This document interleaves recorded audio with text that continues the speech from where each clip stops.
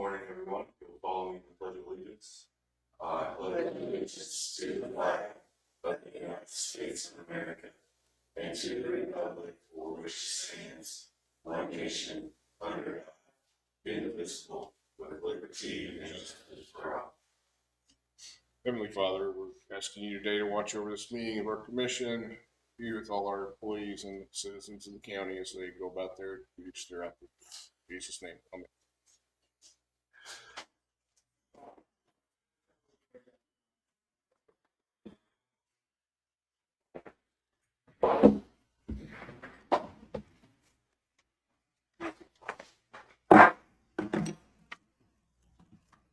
Now call the Linn County Commission meeting for Monday, June 3rd to order.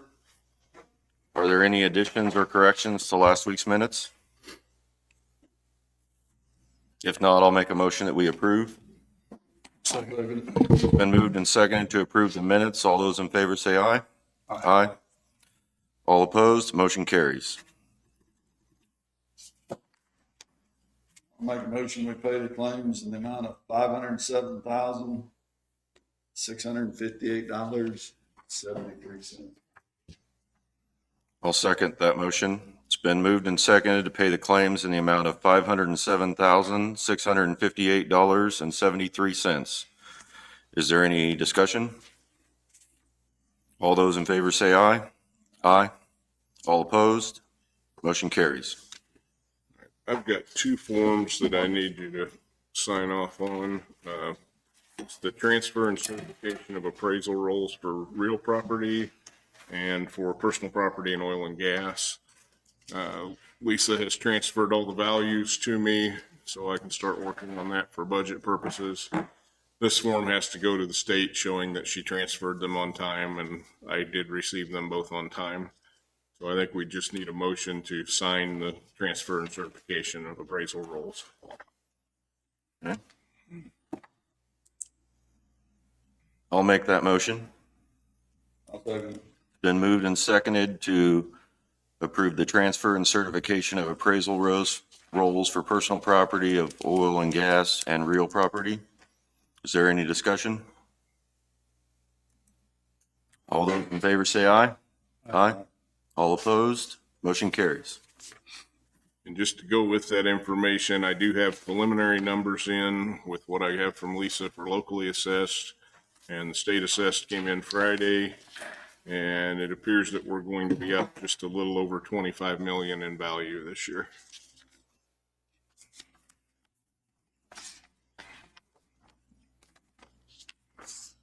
I have not done calculations yet to see how that will affect levy, and we'll get to that point.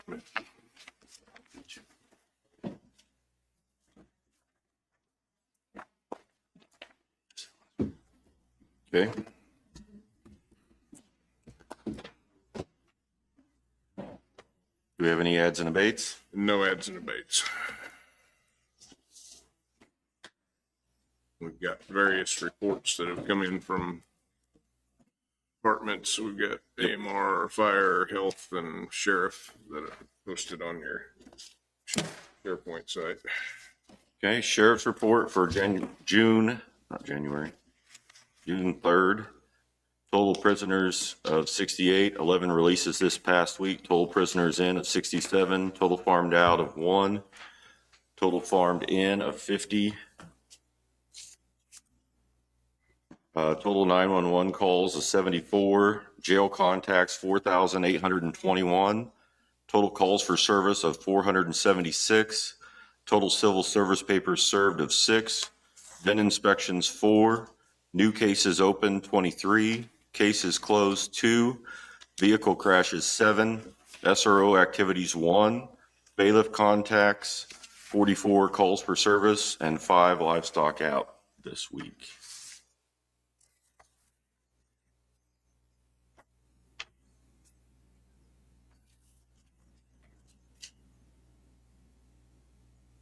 Okay. So the weekly calls, they had about 50 people for fire and emergency management. They had about 50 people at the Kansas Department of Wildlife Parks venomous organisms of eastern Kansas talk at the Pleasanton Community Center. He says to continue to follow them on Facebook for more updates on that.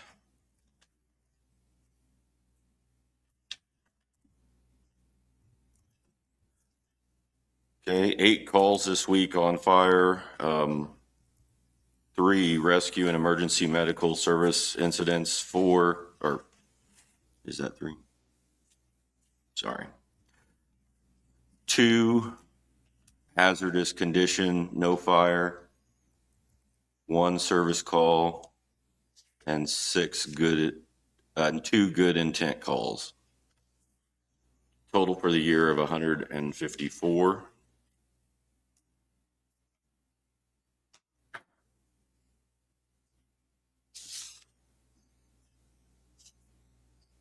David, you said that the AMR was out there. Yeah, should be. I've got a copy here. Can you pass it You over? wanna look at that one? Thank you. Okay, AMR data from May 1st to May 31st. Greeley, 1 call, 1 transport. Blue Mountain, 10 calls, 3 transports. Centerville, 2 calls, 1 transport. Lacine, 28 calls, 15 transports. Linn Valley, 5 calls, 2 transports. Mound City, 24 calls, 12 transports. Parker, 18 calls, 6 transports. Pleasanton, 32 calls, 20 transports. Prescott, 5 calls, 3 transports. Fontana, 1 call, 1 transport, for a total for the month of 126 calls and 64 transports. District response times for the month: Linn County District 1, 42 responses, 21 transports, 13 minutes, 54 seconds. Linn County District 2, 32 calls, 22 transports, 10 minutes, 24 for the response time. Linn County District 3, 48 calls, 20 transports, average time of 21 minutes and 38 seconds, for average for the county of 15 minutes and 59 seconds per call. How come you're reading those and when they're here? I mean, it's pointless for them to drive all the way from, where do you come from? Overland Park? I mean, every Monday, if she's not going to be involved. Okay. I mean, that's just trying to save her some gas. We're not going to make her read it. Or if you want to come every Monday, I mean,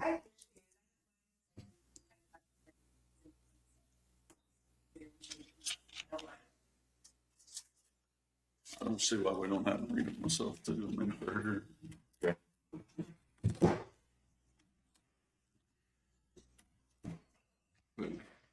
Just this morning, I got this one from Amanda and I posted it on the site also.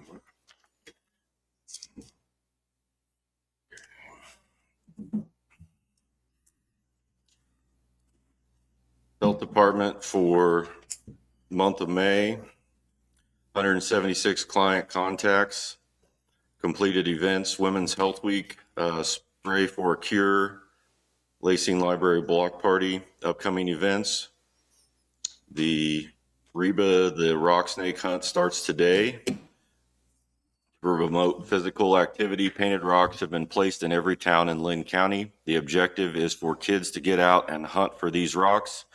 They are to be turned into the Linn County Health Department to build our snake. At the end of the hunting season, June 14th is the deadline. There will be a drawing for children who turned in rocks. These prizes promote physical activity.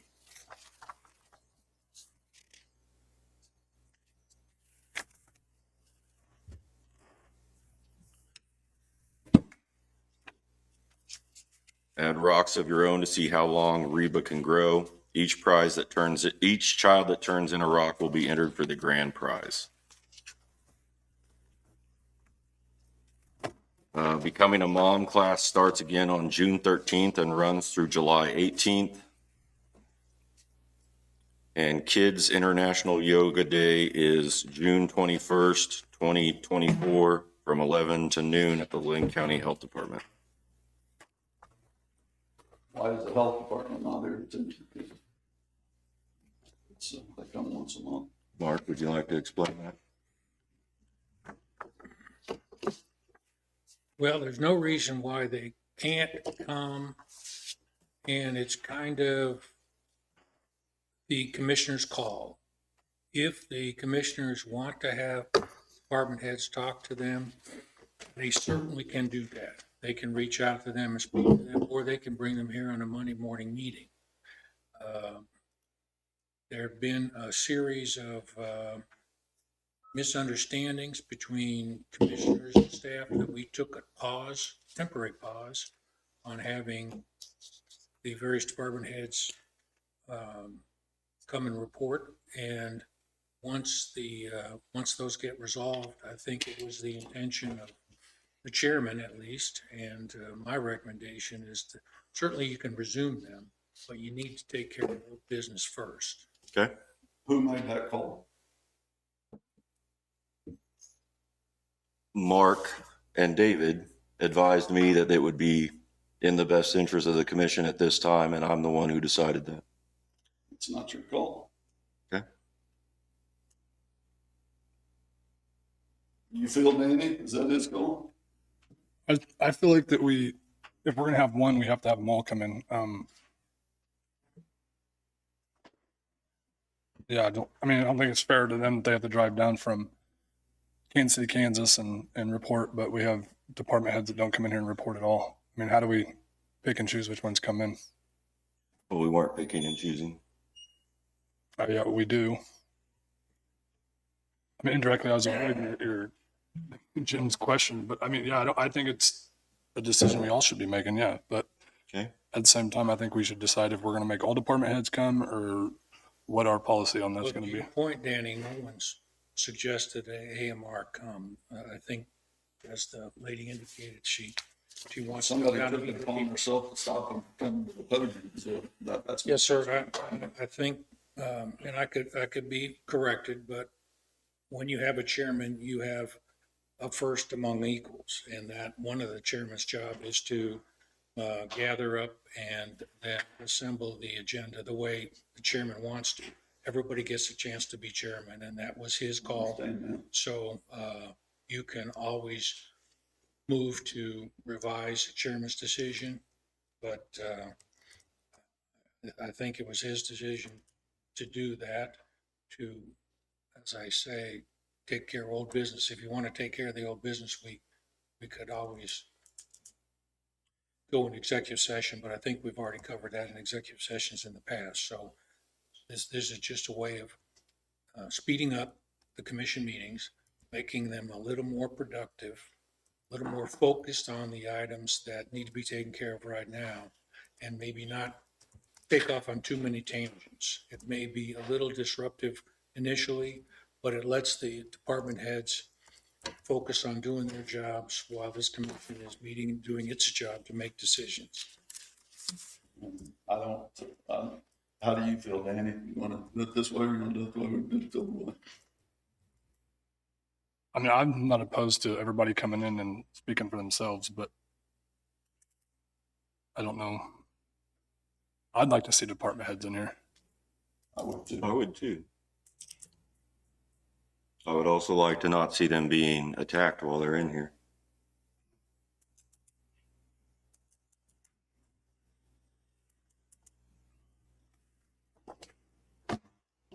You're the chair.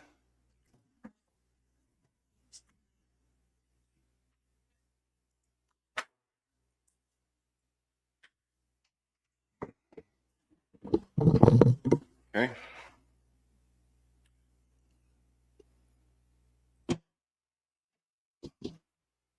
What do we have up next? You're the chairman.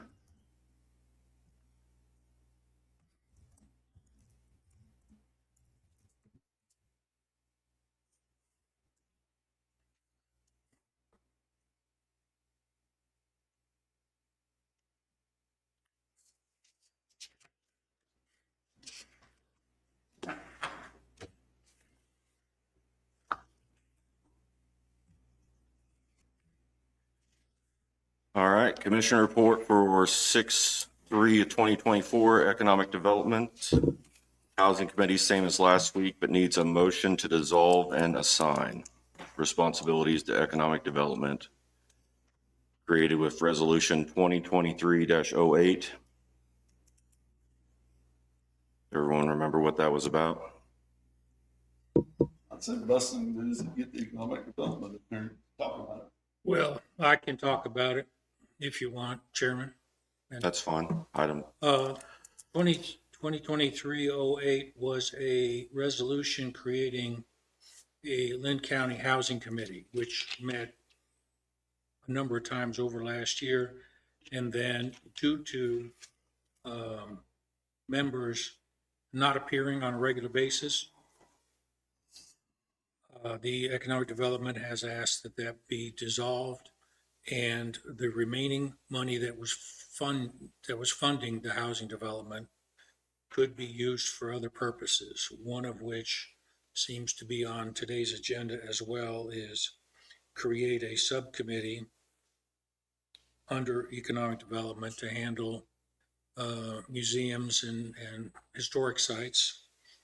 And that 10,000 could be reallocated for that kind of purpose or any other purpose. What would that committee need money for? The Historic Society would need money for the museums when they The submit a budgeting budget process. Are you talking request. for just for budget? Just for budget, yeah. It's not to support the Historic Society itself. It would be upon request of member museums.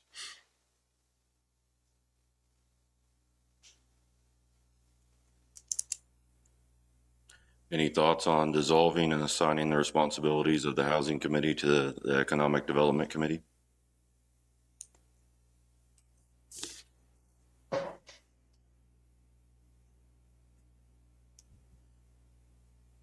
I'm not opposed to it. I mean, the money part of it, would it not just be talked about during budget? I mean, what would we? Yes, it would. It's not going to be spent. It's just go back to economic development, and then this commission can decide how it wants to spend that 10,000.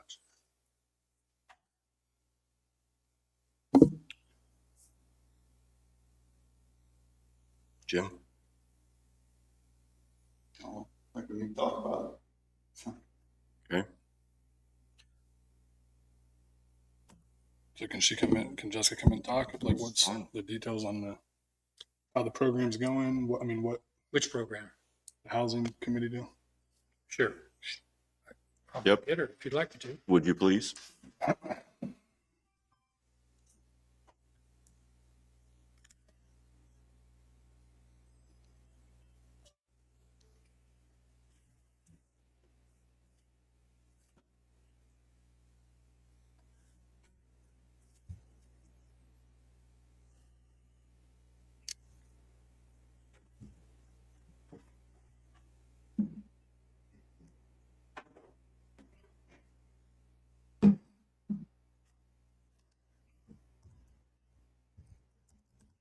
Morning, Commissioners. Morning.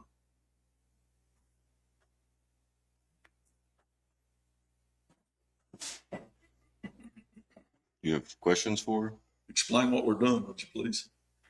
Or what you're wanting to do. For the housing, I struggle to fill the seats on the Housing Committee. I also struggle to get quorums when I do try to schedule a meeting with the seats that I have filled. So I would like to roll those duties into the Economic Development Committee. The $10,000 grant, it has to be used for the mini grant housing programs that we established as part of the Housing Champion program. So we can't use that for anything else. That was for part of the Rural Champions grant program from the state. It's specifically for housing. So the Economic Development Committee would look at those applications as they come in and award those grants, just like they do the other economic development grants. It would just be, once that $10,000 is gone, it's gone. So the economic development will decide where they want to spend. I mean, Based on the applications that come in for that grant, yes. They're earmarked for those specific. And those programs are the Linn County demolition assistance and long-term vacancy. They're designed to either enhance curb appeal or increase the number of homes that are able to go on the market to help our housing stock. And that's 10,000 once a year, or No, it's 10,000. That's it. That we got it from the state. We have caps of 2,500 on the demolition assistance and the long-term vacancy program, and the $500 cap on the Linn County. And once that's gone, it's gone, and we're done. how long do we have to do this? Is it, I mean, they didn't really give us a deadline, but I'd like to get it done this year. But I'm unable to award those grants. I think I've got one application so far and a couple others out. I'm unable to award those because I can't get a quorum on my committee. So this would, I'm able to usually get a quorum for the Economic Development Committee. We meet every month, so I would be able to process those applications a lot faster. It would help the workflow in my office. Okay. I have no issue with that, doing that. I'm fine with it. Okay.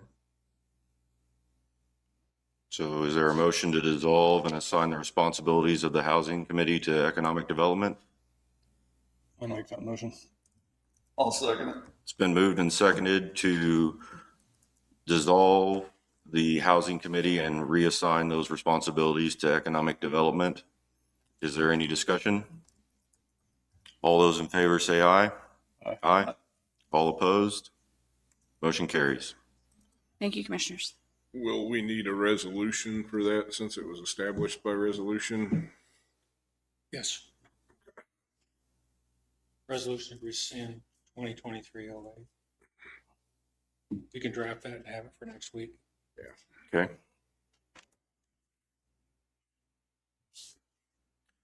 Public Works?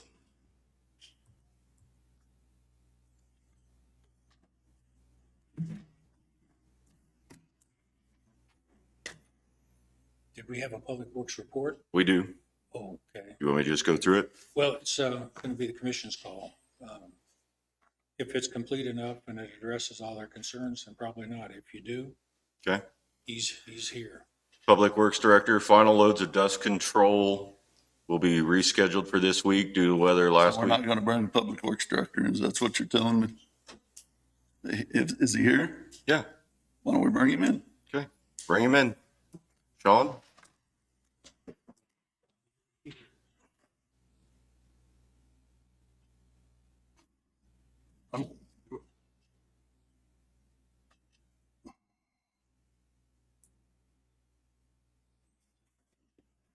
So we're just trying to make it where nobody comes in here and talks, or what's going on?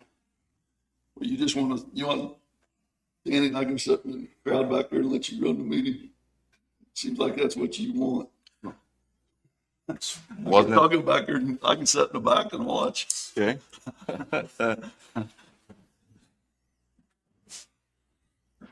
Wasn't my idea, wasn't my, I just have a lot of questions okay, about stuff that, that's fine.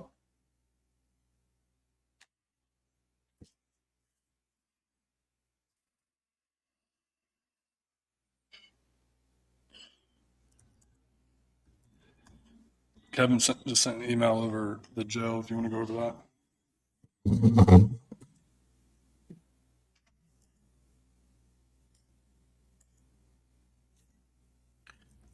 Okay, from Sheriff Friend. Billing has been completed for May 24th. Good stability this month of holding inmates from the U.S. Marshal Service in Wyandotte County, 50 inmates from outside agencies.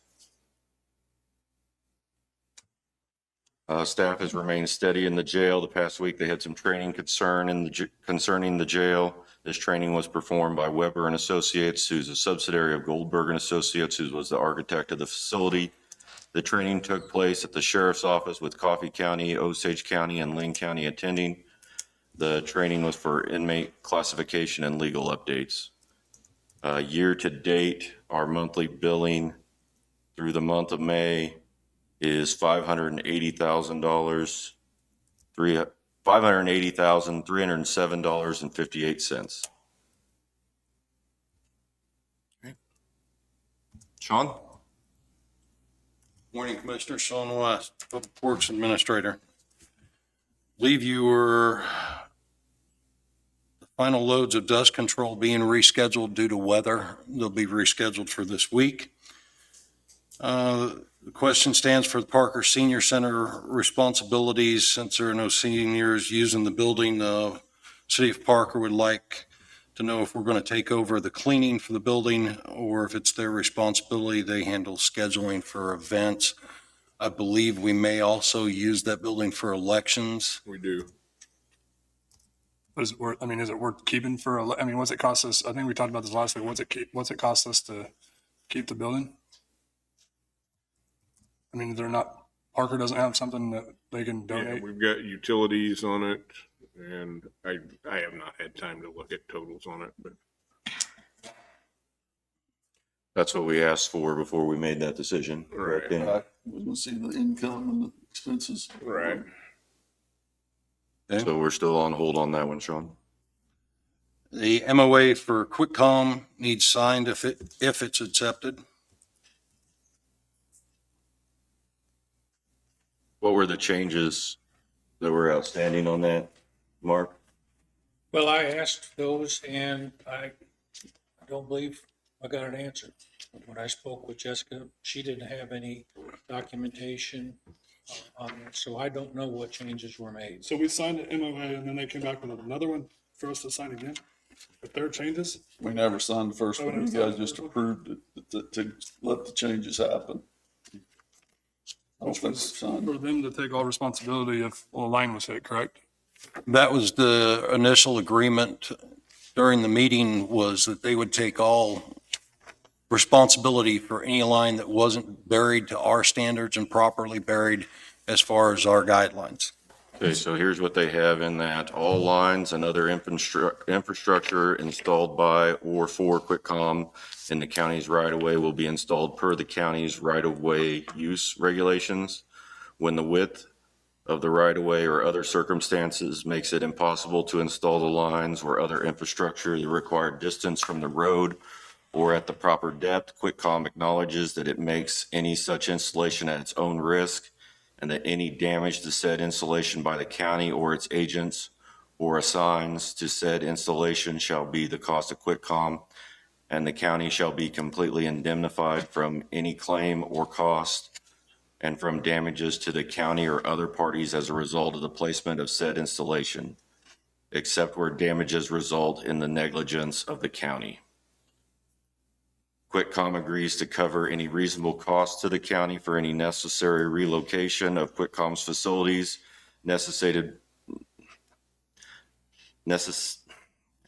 by improvement, repairs, maintenance, construction, or the relocation of the county's roads.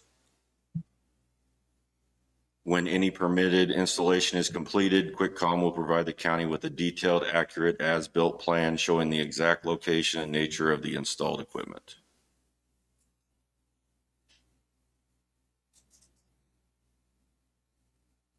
So, I mean, what was the changes on it? I don't know that there were any changes. That sounds directly like what we heard in the meeting. That letter they stated to us, there was some minor changes. I think it's in there somewhere. There was on the last week's. Correct. I don't know what the minor changes are. If need be, I can reach out to them and have them highlight those changes and send 2 copies. Please do. That is the only thing I can just ask their legal staff to highlight it and send it. So, and then that's Landtel with QuickCom. And then we got Landtel, that's on the west side of the county. We got Landtel with the Evergy. or fiber optic installation that I got a lot of phone calls I think 2 weeks ago about that, about all the conduit sticking up in the ground. And I reached out, I pulled the building permit and looked at it, and got the contact number, reached out to her. I think I told you all this last week, I can't remember or not, but anyway, I got a phone number for the superintendent or an email for him, and they want us to write them or send him an email with our concerns, and then he's going to push it on up to the hires, and I just haven't got to it yet. That's kind of where that's at. How long do they have on these permits? When we give them the permit, is there a time limit on finishing the project? On this one, there was. It was, let me look at it. The projects are slated out as a start time and a finish time on their application that they fill out. As far as whether there's a deadline past that, or like a building permit being opened only for 12 months or an expiration, I can't answer that. But I believe that every project that they start out has a end or a start and a finish date listed on their application. So, and on this one, Sean, it's BP 2023-02. And it was received on 3/22/23 with a building permit cost. So, or whatever permit cost. So now that they've moved on and they're still not done, are we going to recharge them for that application fee to redo it? I'll have to look at our policy on that. On other projects and other permits, we do have an extension or a fine of some sort or a reapplication fee. Well, I believe this one's been extended 3 times already. And like I said, they had no good answer of why their conduit stayed to the ground. Their superintendent told me so I told them I didn't want it to be an issue for the road guys whenever they mow and we try to do ditching. And he said, it's not a big deal, cut through the conduit. And I'm like, well, you can't just.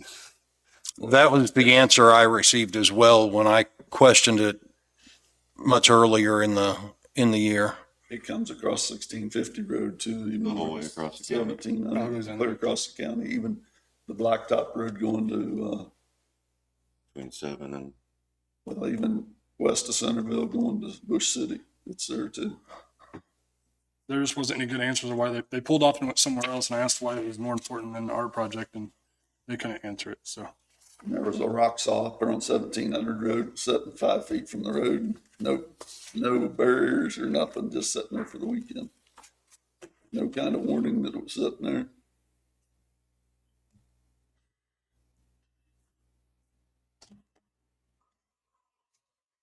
so I guess the question is, what repercussions do we have against them on these burial permits? When I bring you the copies for QuickCom, I will bring you that answer as well, and I'll research the length of time they have for it and what the application said, and if there are any penalties for not completing in a timely manner. Okay. High-risk rural roads award for 1095 from 1650 to 1150. $370,000 grant funds, 104 matching portion, for a 474 total, needs to be signed as if it's accepted. County was one of only 10 projects awarded for high-risk rural roads funding for 2026 across the state.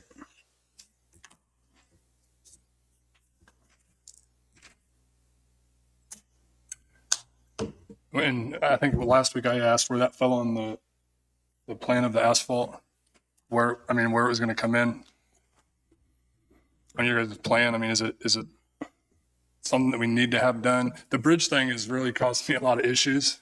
I feel like we grant chase there. I felt like it's not structurally messed up at all.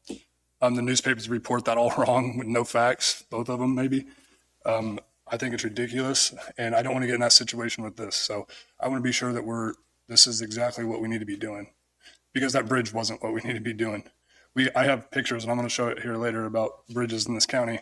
Newspaper stated that we were given a list of bridges that need to be redone. No, we got a report of all our bridges that is by statute, correct?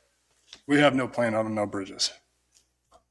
I believe we not only received a what you're talking about, an inspection report, but Chad had given us a short spreadsheet. He took that Chad gave us report. a lot of unfacts whenever he got up here and talked, said we'd never be rewarded a grant again. He don't work for the state of Kansas, and now we've just been awarded one.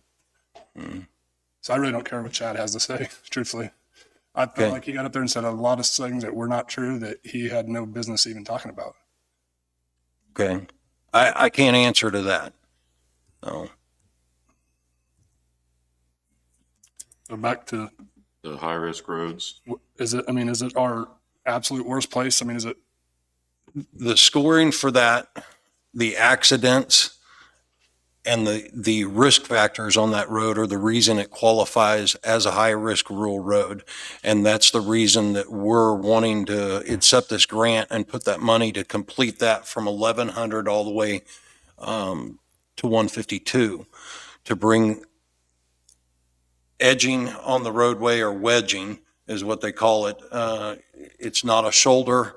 It's a gravel wedge that holds the pavement that's laid in place and keeps it from sloughing and pushing off.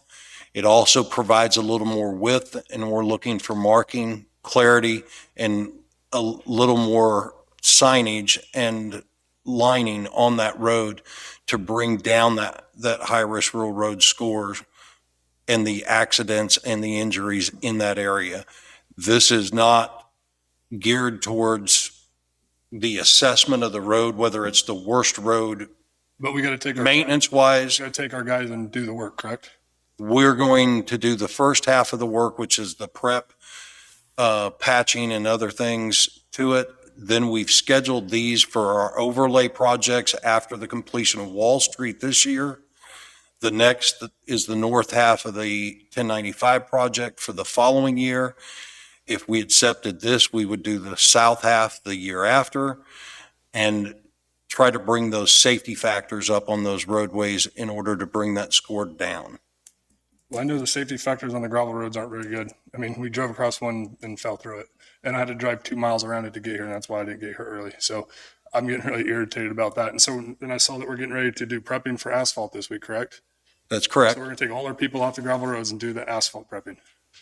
There'll be a crew pulled, but it's not like when they lay asphalt. They're doing prepping, patching, and overlay to fill swags and things of that nature. So you're not talking about a full crew.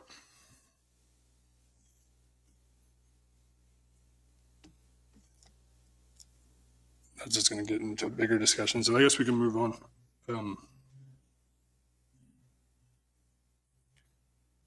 We want to take care of the high-risk roads. Can we source that out?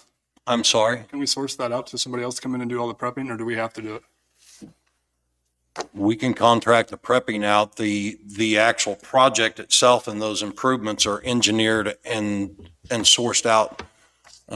But if we wanted to do the prep work with someone else, we could get bids on it.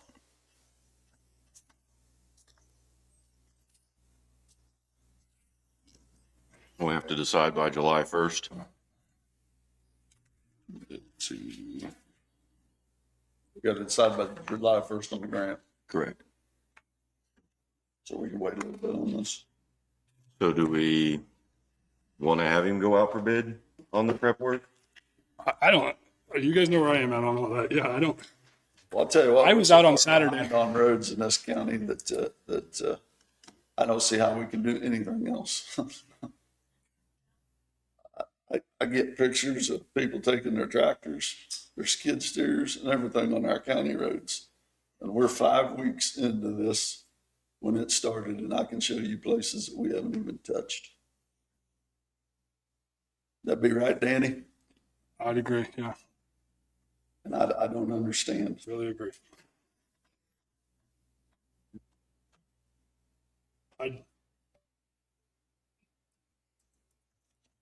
This just kind of falls into a bad situation. I mean, this grant does. I mean, yeah, I think if that's what we need it. But right now, I'm so focused on the gravel roads and getting something done.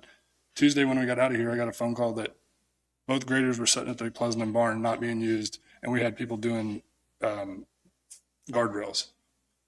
I don't agree with that at all. Where are we at in our 4 miles of ditch cleaning? I'll have to look down in the reports that you've been given because that's all I have because I was not here last week. It says road grader reports as of Friday the 31st. You should have got an attachment. There are 587 roads listed on the attached PDF. There are 1,275 gravel roads in the county. If you divide the two, we came up with 46% of the roads have been touched since 4/27. I said 1,200 gravel roads. Different designations within, That's sections in the computer. The computer delineates the sections. I thought there was like 600 and some miles of gravel road. so not all of these are 1 mile. And there's 600 and some miles of gravel. So what, do we have anything that says how many miles of ditch we cleaned out of the 4 miles that we designated to have cleaned out in the first 30 days? Is that what we said? You remember that? Yes. Okay. Does anybody know where we're at on that? You should have been given attachments with that listed to it. I don't have that attachment in front of me. All I could print was the notes that you were given. I'm asking, does anybody know where we're at on it? Do you know? Do you know anything about it? No. I drove by some of them that was marked, and I didn't see anything this weekend. So and I think we're 4 weeks into it today. Why are we marking things? I'm sorry? Marking like utility lines and stuff? Well, they designated it, the road officer designated what they're going to clean out. Yes, and you do have to one call those, even though they're ditching our right of ways, we still one call those for liability in striking pipes and underground utilities.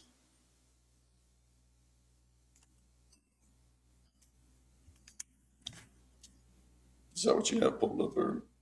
The 4 miles that we designated? I don't have that pulled up. So the rural grant, I guess we're waiting until, are we waiting on that? Do you want him to go out for bids on the stuff? I think we should give him direction from that standpoint, don't you? I don't think it's gonna hurt to go out and get bids on it. Jim? I'm good with that. Okay, let's get some bids on the prep work. Okay?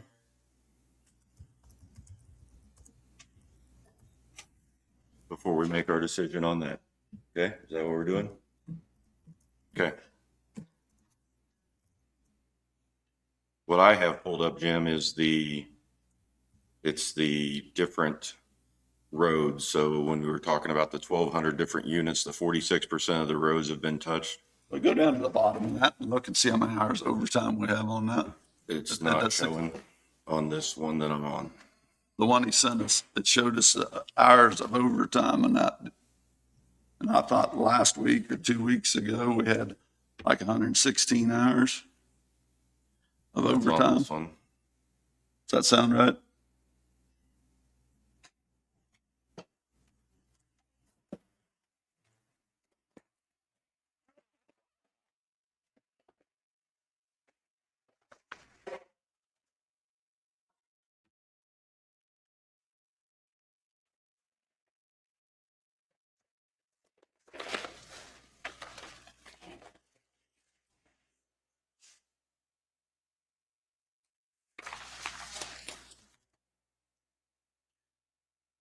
Yeah, we were showing 115 the week before, 131.7 last week.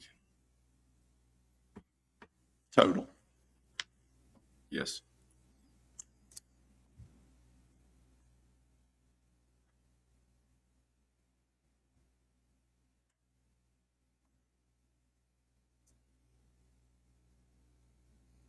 Look at can't find it right now, but the description of the 40%, if you can find that, look down at the bottom of it, see how many hours of overtime that shows there. I'm having trouble finding it. I don't remember seeing that, Jim. Hmm? I don't remember seeing You it. don't see the it was there. We got sent the log somewhere and I don't remember where it's at now, but of the roads that they bladed. You have it, Danny? Flood repair by road. This one? Yeah. Now go clear the bottom of that one.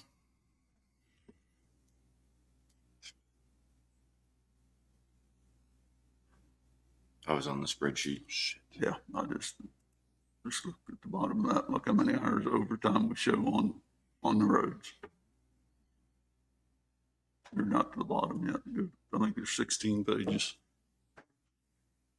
At least it's scrolling now. It wasn't doing that earlier this morning. Look at the overtime right there. That'll be the hours. 43 and a half. 43 and a half hours overtime on the roads that we're working on, and we're charged 100. And that confuses me.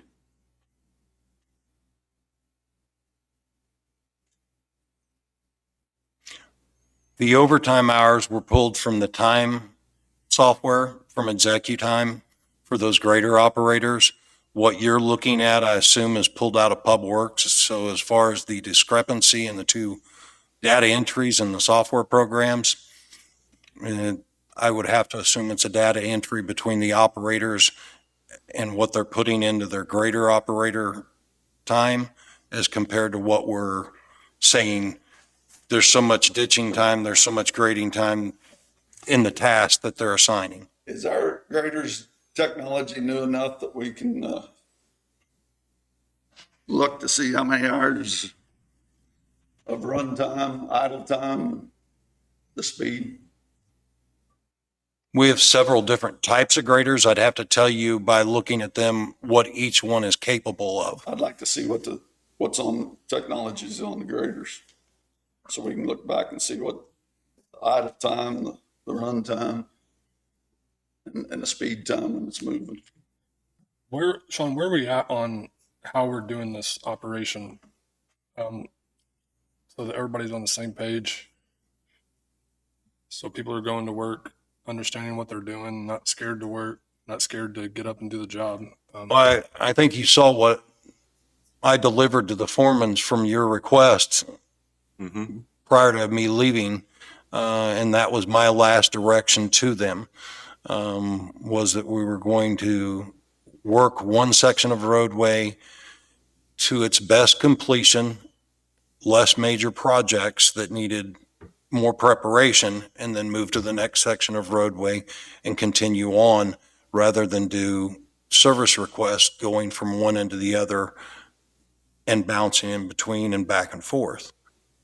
So that was the last direction I gave the foremans that came from you. And my question here, Danny, is, so when we talked about finishing a road from, does that supersede our direction from them to be cleaning out ditches? I mean, we said we were going to have them complete that one. When they were there, they were going to call out the manpower and things along those lines. Well, we're still in the trial and error process of the ditching crew, aren't we? We don't even know where they're at, what they're doing. I thought the day that we agreed on that, they were going to get on it right then and there. I went out this weekend and I cleaned out more ditches than this county's cleaned out in probably years with my skid steer, with my little toddler on my lap. And the road's ready to go. All it needs is gravel. Because I'm going to prove a point. I got pictures of it. I think it's bullshit what we're doing. I think we have excuse for everything, and I think it starts with us three up here. Well, I'd like to see the 40% of the roads in Linn County that's completed. I think we should scrap all that and we should start from the very beginning, right here with us three. And we come up with a plan. We make our workers feel like that they're somebody in the county, make them feel good about themselves. 'Cause right now they think that we all think they're not doing their job, which I feel like they're doing their job. They're doing what we ask them to, which is who the hell knows what. I don't know how they get up and come to work every day. I couldn't. There's no way. Okay. I think it starts right here with us, and we line this thing out exactly how we want and do a trial and error on it, I guess. I don't know. Because right now everybody's just running. 4 miles of ditch to be cleaned out in 30 days. We did. Did we ask for 4 miles of ditch to be cleaned out in 30 days? We did. Okay.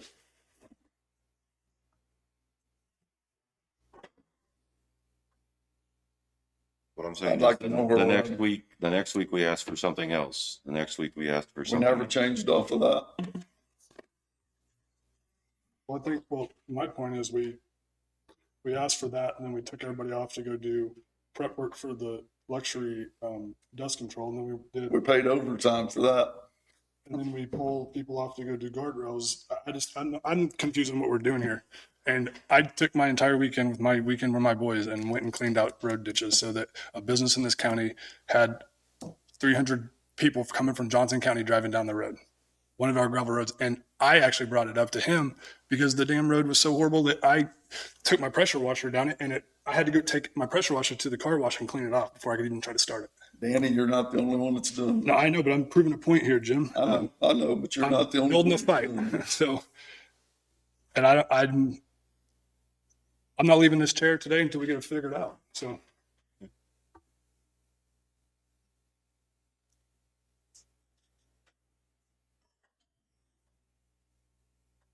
I mean, we got people, nobody's on the same page. Everybody's irritated with each other. No one wants to come in here and talk.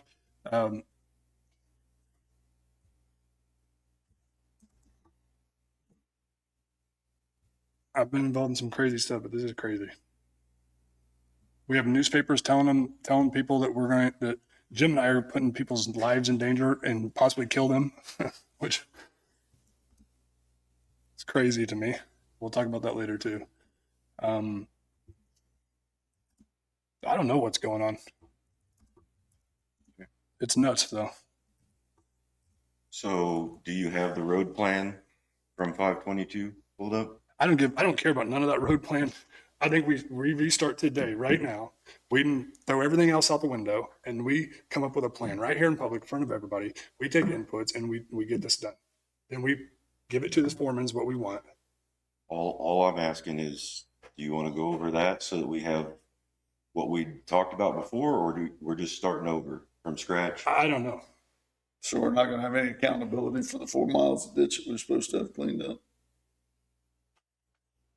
I mean, like I said, I think we should start right now today. All three of us get on a damn plan and figure it out. I mean, Jim, I don't think we can keep kicking employees. We don't have a whole lot of them, left to do that to.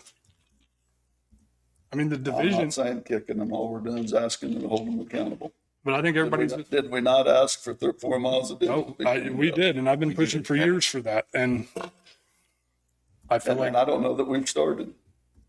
me either, but I know I started on a road and I know it worked. So Does anybody know if we started on the 4 miles?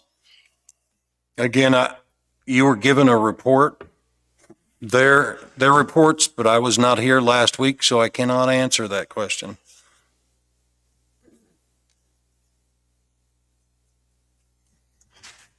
I just think that when I'm getting phone calls from residents in this county telling me that our graders are sitting at the shop every day, or they inform me that it's sitting at the shop, or I get out of a meeting on Tuesday and they inform me it's at the shop and we have people doing guardrails, I'm not okay with it, especially the way the roads are. So whose fault's it sitting at the shop, Danny? Well, ours. Ours? Why is it ours if we told them to make sure they get out? I mean, why is it ours? I think because we have no clear direction. I think that's why we need to come up with one today. Did we ask for 4 miles of ditch? I've asked for a lot of stuff and it just Okay. goes in one ear out the other because none of us can agree up here. That would be right. It goes in one ear and out the other. Nobody. Well, how do you hold accountability, Jim, if they don't know what they're supposed to be doing every day? 4 miles of ditch was what we asked for.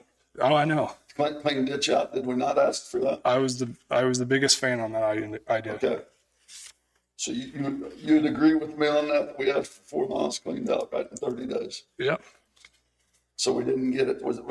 Is that I don't know. three guys right here's fault? Well, I don't know what we got because nobody's told me anything. But if we had, Sean nobody knows, I guess. I don't know. So where's the fault at? Is it yours, his, or mine when we asked for 4 miles? No, I don't know, Jim. You're right on that. Well, I'm asking. No, I agree. I agree. Is it our fault? So, Jim, to that point, I think it's our fault from the standpoint of the very next week we asked for something else, and the very next week we asked for something else. No, No? I don't feel that way. That's what we asked for. Danny, what do you think? Is that kind of what we've been doing? Is that why you're wanting us to dial it in and be more specific? Yeah, I mean, yeah, I think, Would it be a fair question to say that we could get over all the roads, have them in tip-top shape in 5 weeks? Would you think that would be out of the question? I'm, I mean, where you don't have potholes, not the gravel, just where you don't have potholes or ditches in the road. well, I think that if we come up with a plan, I'm against using the grader to do ditches right now. What I did with my loader, I did it with a loader bucket. A T770 sitting on my trailer right now. I did it with that all weekend, and it looks damn good, and I have pictures of it. I'm not a huge fan of taking the grader and using it to clean the ditches out like we've done for so long. I think that we can prep it with the loader, and we can come back and do, get the perfect grade what it's supposed to be from the crown down. And I have pictures of it. I think it'll justify it. So, with a toddler with his head hanging down because he was tired. So, I don't know where that bill goes, but I'll be sending it. I think that we are running 100 different directions right now, and I think that we just scratch everything and we start from right now. We give clear directions. All three of us agree, and we move forward, and then hold accountability when it doesn't get done. I think all three of us right now are on different pages, aren't we? I would agree with that. I don't live in the past. I try to live in the future. So I guess that's something we can think about and come back to later today. Okay.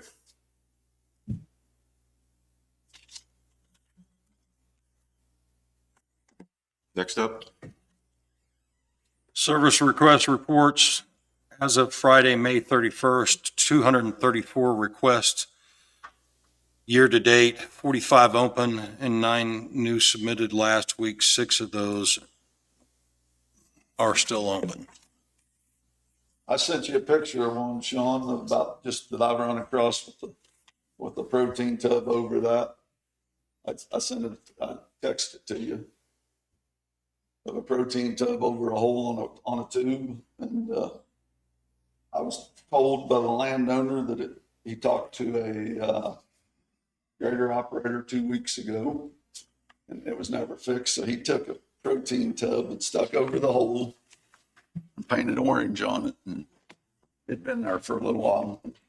I don't know, is our system broke or what? Because he said the grader operator assured him that he turned in a work order on it 2 weeks ago. 125 and Queller Road, go east. Can you ask Joyce to pull that up?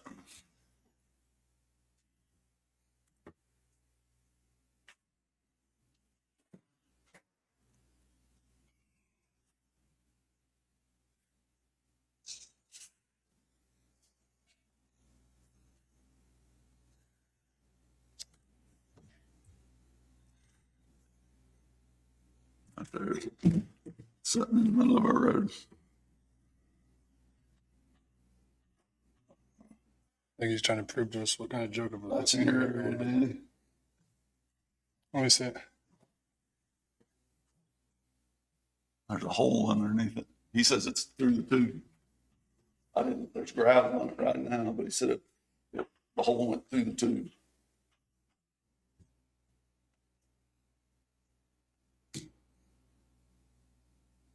Have we got all the problems worked out of our system, the notifications that we talked about a few weeks ago? The notifications, as far as we're aware, we checked all the phones and made sure that they were all functioning properly and that all the service requests appeared as they should.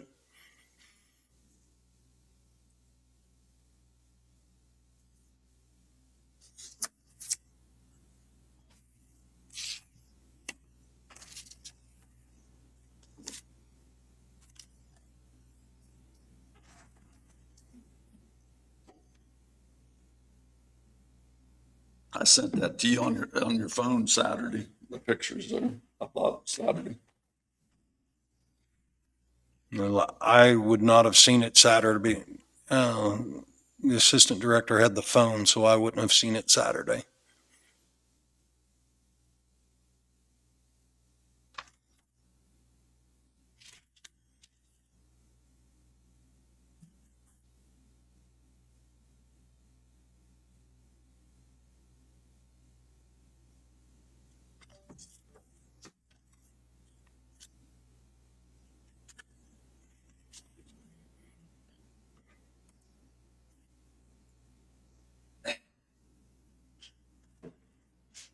and move on, come back.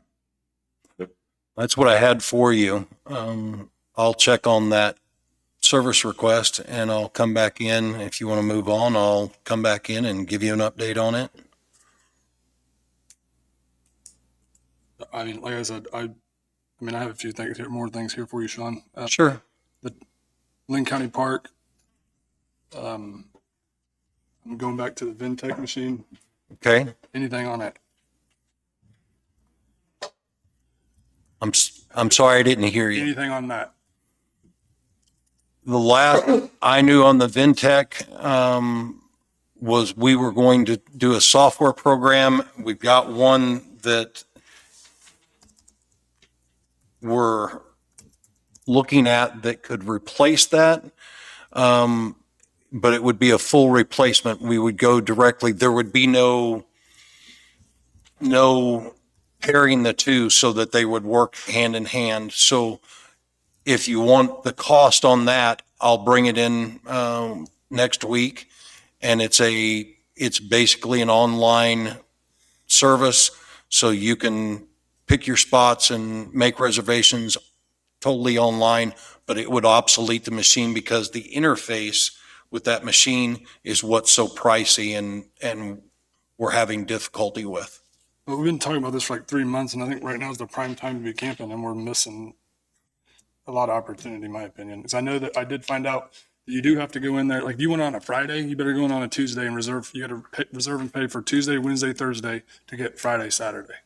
Do you understand? You got to start at the day you show up at the machine. Yeah, and if you want to be sure to have a spot and you live in Overland Park, you got to come down here and rent it and pay for the days in between in advance. That's correct. To my understanding, you are correct. Yeah, that's crazy. Okay. I think it's something we need to move on really quick. So we get the cost next week, make a decision. I mean, We need to. sure, it's been 3 months, but, You're right. and then another thing at that lake was we have our operations run out of the marina. Have we ever thought about allowing, I don't know, like a bait company or somebody to come in here and run that for us, or run that themselves, separate from the county, and we run the park? To sublease the marina operations, I don't know that we've ever considered that. How come?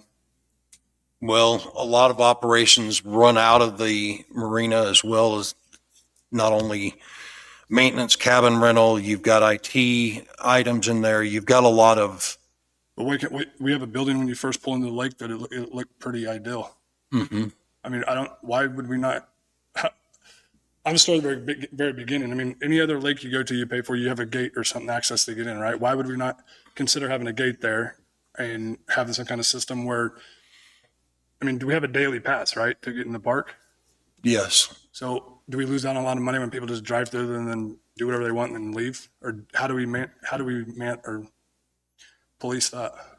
Well, if one of our park workers finds that a vehicle doesn't have a pass displayed on the dash, then they make contact with that individual or check to see that that vehicle has a pass and they negated placing it where it's visible. So we take them off of their tasks they're doing and interrupt them with all that stuff that really doesn't. I don't pertain to know. them. I don't know that they take them off the task that they're doing, but they look at the vehicles while they're mowing, while they're driving around, while they're doing other services.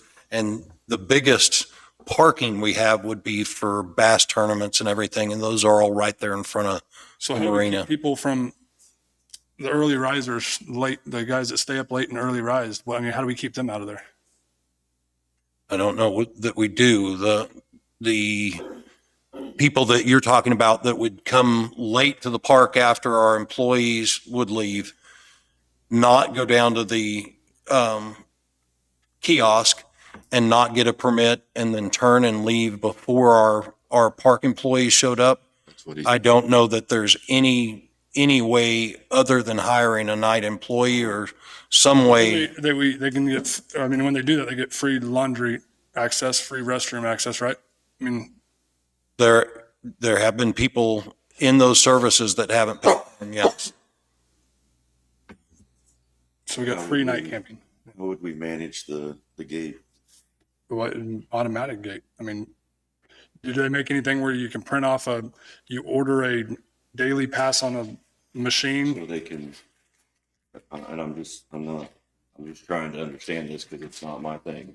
But not mine either, but But, so they have to either have their pass or pay to get a pass before they're able to enter and have it automated that way, kind of like a parking garage, yeah, and when you're. something along those lines maybe? Yeah, Something that would scan like a QR code or something. That- yeah. I mean, a daily pass is what, $2, $3, $5, something? Last I knew it was 3, and I think we may have moved it up to 5, but I'll have to check on that. But I can't quote the price list right now. And does that, I mean, wouldn't that make sense? I mean, I feel like If you had a system in place, the question would be, can you get the online booking that we're talking about to print out that type of scannable document or pass? And then can you put a gate in above, similar to the old park or service area, the entrance after the Y, and gate it off there with a automated system? I'm sure you could. I don't know what the cost or the infrastructure would, or the maintenance would run for that system. We certainly can look to see what that would cost and whether or not it would integrate with a booking system that's available. Jim, what do you think about the automated gates? Be a lot more cost. I mean, you look into the cost of it, but and I'm not saying it's the right way. I'm saying it's that I going to don't, be a huge cost, I would say that. I'm just saying, I mean, there's just a lot of stuff that I feel like that's not being, has nothing to do with how she's managing out there, how Sherry's doing. She's doing a great job. I know she takes it personal whenever I talk about it, but we are losing money at that park left and right. We were $12,000 in the hole last month, right? But that seems to be our graph for the line of business. Oh, Jason, come on. If you owned a business, and you kept losing money, would you keep it or get rid of it? Okay. And So I'm not saying get rid of it. all I'm saying Nobody. is that, yes, hey, I do operate a business where I'm spending a lot of money out in front and it looks bad right now, that business, but by October, it doesn't look bad. How much do we spend on lagoons? I believe we've got the investment of the lagoon dredging was 141,000. We're not going to clear positive this year. I agree. That the lagoon itself, that I can find, had not been dredged since its installation. So that's decades worth of lack of maintenance or understanding as far as cleaning those cells to make that functional, and a lack of a funding mechanism that's stored back like we were talking about at the landfill. There needs to be a funding mechanism to store back for that 10-year marker when it's surveyed to see how much sludge is in there and the sludge report comes back bad, so that we know that we've got to dredge it out. So you're saying it wasn't ran correctly for all those years, and then we had to spend $180,000 dredging it. The lagoon itself, I can't see where it was dredged before. Was it operational? Yeah, it held up. But at some point, But we weren't. the funding mechanism wasn't there to, Because we don't get into the depth and details on to make sure it's operating correctly and we're doing everything right.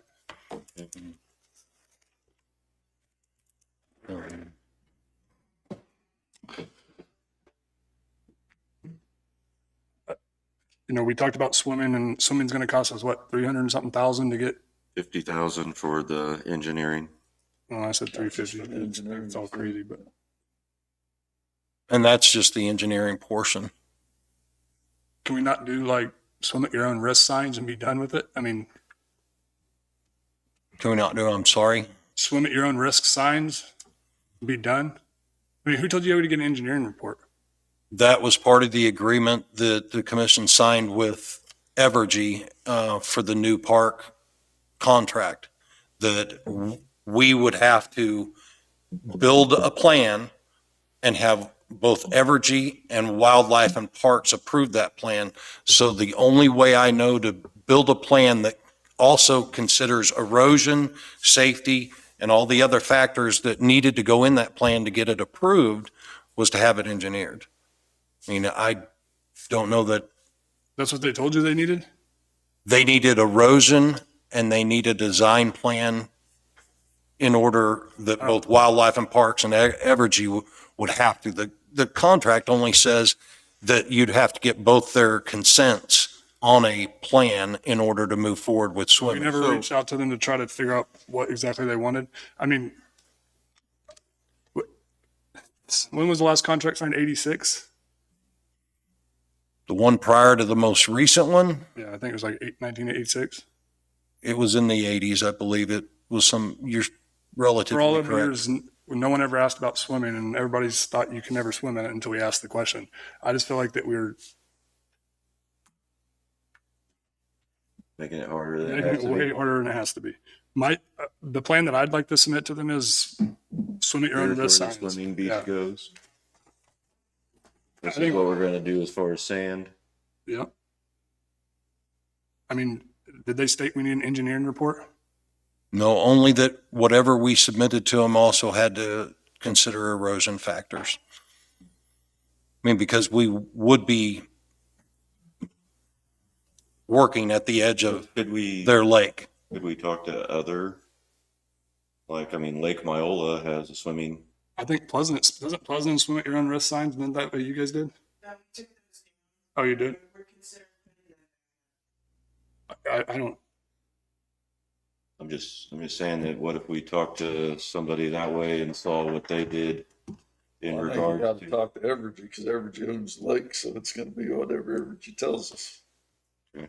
Is what I would say. That they're the ones that's in control of what we're doing. It don't matter who else we talk to, it's Evergy's the one that's in control. I think we're making it way too harder, or way harder than it needs to be. Would you like me to reach out to our contact at Evergy and ask I them would, yeah. for a line by line, what needs to be in this plan so that we can consider those factors? I would be in favor of that as well. Okay. And then as far, the gate thing is just something that keeps popping into my head because I keep thinking about the lake. I don't know if that's the right way to go. I don't, that building, when you first move in the gate, Sean, is it a livable building? The building, you're talking about the maintenance in the old office area. Yeah. There's some office space that'd have to be remodeled if we used it for an office. It's currently basically a 2-bay garage, a laundry, and a storage area for parts. I mean, what do you guys think on that? What do you guys think about seeing if a local wants to come in and run that bait shop instead? I'm not against it, because I tell you what, I think if we don't even figure the benefit package or anything there, and like what you're saying, we don't make much money up there. I don't know. Just a thought. I don't know what the right thing to do on it is. I just know that it's something I've been putting a lot of thought into, and it doesn't seem like it's. So my only thing, so we're gonna take away one of our income sources. How much income do we make off of it? Well, I understand, but we're gonna, I mean, you're gonna make so much on a candy bar. okay, what I'm saying, Danny, and what I'm trying to talk to you about is, so where does our income from the park come from? Usage fees, rents? I mean, Which can be separate from a bait shop and time. correct. I'm just, I'm not following you. okay. Hang on a second. You try to find what I'm looking for here, Danny. I mean, then we could have the bait shop, or whoever else runs it. You know, they're obviously going to push to try to get people in there. They deal with the tournaments and all that type of stuff, and we just collect the money.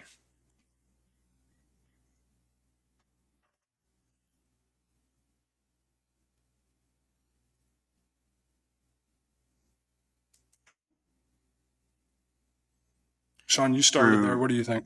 I'm sorry? Said you started out there. You've worked there every day. What do you think? I don't know right offhand if it would be an easy job to separate all the county operations from that marina. I don't know. I'd never considered it. So as far as pulling apart the county operation from the marina, logistically, that would be a large process. It also is a central hub for everyone in that park to come to ask for services, support that the park also provides and staff provides to the sites. So it would be more, Take consideration, we would put all the permanent residents right in front of the marina. it may be a more of an issue for them to drive up the hill if the office was up there to get staff or to do things with a contractor down here and the staff up there. I don't know. As far as the gate system, it would be price to overcome. And as far as whether or not the park pulls revenue or, as Jason said, it's kind of seasonal. We lose throughout part of the year and then we come back up through the summer and the high traffic times. But as far as the benefits, I understand that, like the report that I showed you shows that Sherry's been able to market or to gain another approximately $10,000 a year as she's been there. And we've been able to put some of that money back for that future planning for a vehicle, which shows on your numbers I gave you that we pulled some out for capital equipment, but she's been able to slowly move that mark up. But I don't know that any other department has been held to the same standard as far as Well, can we agree? coming Do you think even. things being ran right in the county right now? I don't. So I just hear excuses, Sean. I'm not trying to be a jerk, but I just keep hearing excuses, and I've talked about it for months. And maybe I'm wrong, but I'd like to see proof on it. I just don't agree with it. So we can come up with every excuse in the world. So I can come up with excuses that why we should do something different too. So I'm not trying to be a jerk to you. I'm not. I'm just frustrated on it. No, I'm just trying to give you the best answers I have. And like I said, she's shown marketable increase every year that She's done a she's great been job. there. But we're also talking about what we had and what we had to work with. Like you said, we've got a lagoon, we've got roof structures, we've got other things. We took away the rental on the house, which I believe would have cost us quite a considerable amount to rehab that house in order to rent it. So we've made some decisions that altered that, some good, some maybe not so good. We won't know for a year or two until we get that track record from those reports. But I think overall, she's trying to keep the positive line going I forward. think, and I don't want her to take this wrong. She's done great. I think she's done great. I mean, I think she could do even better if she didn't have to focus on the marina itself and we outsourced. And it only makes up, so through April, and I'm only looking at this year's, it only makes up 4.7% of our total income.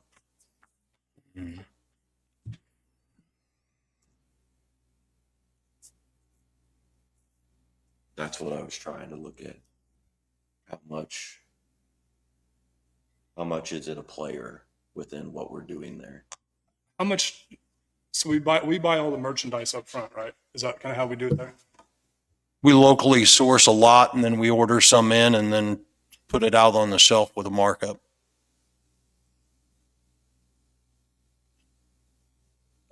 Why would it be so difficult to separate the county operations of it in the marina? I don't understand that. Well, you're also talking about fishing license, other things that we'd have to pull apart. The accounting for the cabins, everything that we do as far as the reports inside, you're basically taking not only the store, because the store is just, like you said, this is just an operation, but taking apart the hub of where we do all of the contact and paperwork for all of the other operations. So, Well, I mean, we'd be putting it in the building, You know, the front gate. yeah, if you, ran phone lines, computer access, those things, if those things were all there, then we just have to pull it apart and separate the two businesses. They aren't there, and whether or not they're easy to get there, I can't answer until we look at them. Price is never going to go down, so we might as well do it now if we're going to do it. I mean, it's, Can we bring Sherry in sure, yeah.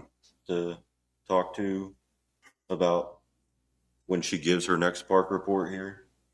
Right? I'd For like May? to do it before then. I'd like to Well, do it. when will the park report be coming out for May? I got her numbers while we're sitting here, so it's, So next week? yeah, I'll have it by next week. Will that, We also talk about software and the other things you ask about. We can make Would a that decision work? on that. I guess we don't. yeah.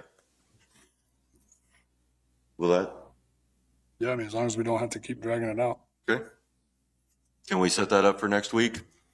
Sure. Sherry coming in, visiting with us, having a workshop on the marina, the automated gates, the Vintech software, and talking about any other, and, maybe you can give us a report on the swim beach as far as what Evergy has to say As back. far as reaching out on the contact, yes. Correct. I still think it would be beneficial if we could look at other municipalities, like, say, Lake Myola, something along those lines, to see what, I know that they own their own lake, but if they had any plans or anything that way that we could use for the way they set their beach up. It's something that could be used like a cookie cutter plan. Correct. Still have to prove it to Evergy. I know, I'm just, I mean, they're the ones that's gonna call the shot. right? But it'd be nice to understand what we're looking at and stuff from that standpoint. So, okay. And then the culverts on 900 Road. Why 900 Waddles? Where's Yes. that? I was reading an email before I came in here from the engineer. The cost on the prefab sections, he went out for 4 different companies. The 2 in the Kansas City area didn't make bid.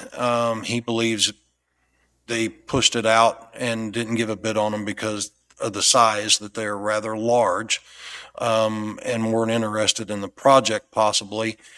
The one company that he did get a price from was McPherson, but the shipping on this was going to run over $9,000. So he is looking now at the possibility of casting in place rather than getting How the long precast does it take? sections. He's going to have to get a price on it, and then I'm going to have to get it approved from you guys to not only have a plan for it, but have a price tag to go along with it. The price that he got on the prefab sections, along with the shipping, because he couldn't get anything local, was just going to be out of the ballpark that we wanted. He didn't want to bring it in and, We have a special road and bridge fund that we have money in that we can, this is an emergency in my opinion. I mean, yeah, it leads to my house too, but there's also a business out there with a lot of out of towners that the GPS takes you off the highway at Mountain City exit and shoots you straight at that road. And I've noticed the last 2 weekends, they have to put signs telling them wedding this way with arrows. Well, company in Miami County that builds box culverts. I mean, it actually pours them, I think. Brian Olmeyer Construction. I know we got that- I think that's what they do. Hill's Bend that's open and nothing's wrong with the bridge that we're gonna spend all the money on, but we get culverts that's interfering with a business and a road that's probably driven about 25 cars a day, so, that's shut down, so. And we don't have decisions on it. It's crazy to me.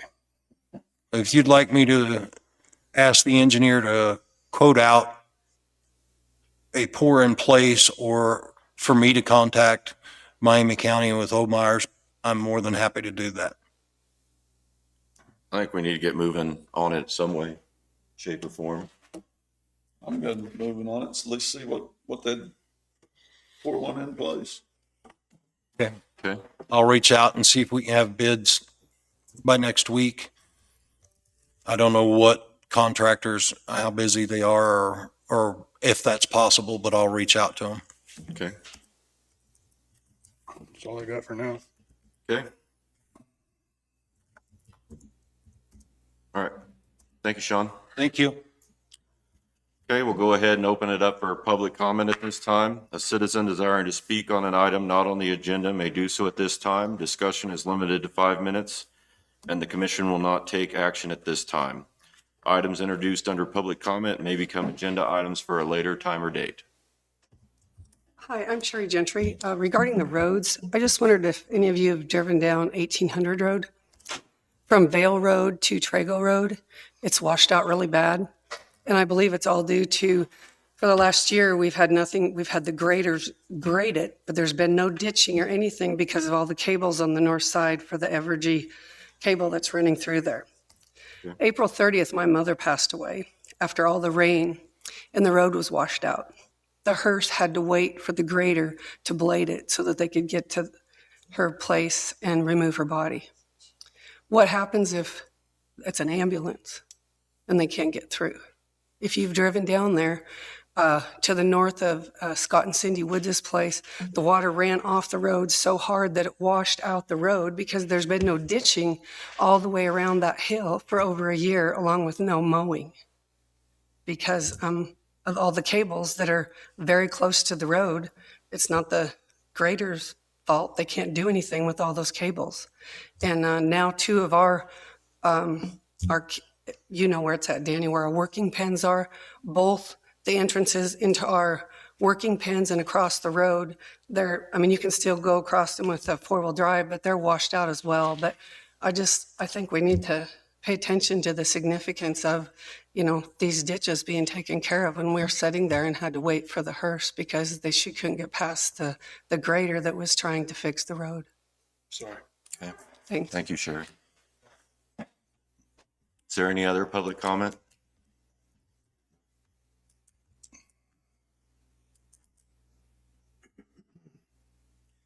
Hi, my name's Brandon McGinnis, and my wife Rebecca and I own a wedding venue located at 9235 Waddles Road, Pleasanton, Kansas. Last Saturday morning, I was notified by Commissioner McCullough, and he sent me some pictures of the road. I wasn't aware because we'd been out of town, but I went and looked at the conditions of the road, and the way I view this is 2.5 years ago, I entered into a partnership with Linn County when you approved my CUP, and I applied for it. We pay nearly $1,000 a month in taxes, and I feel like you're not being a good partner to me. I understand the weather conditions, but we've dealt with this road condition for months, and I've never said anything. I would appreciate in the future that you would understand that I'm trying to run a business and I need your assistance. Okay. So can we understand each other on that? I didn't get a reply. Yes. Okay. I hate public speaking, but I feel like this is necessary. I wouldn't be in here today if your decisions in this government didn't affect my way of life and my business.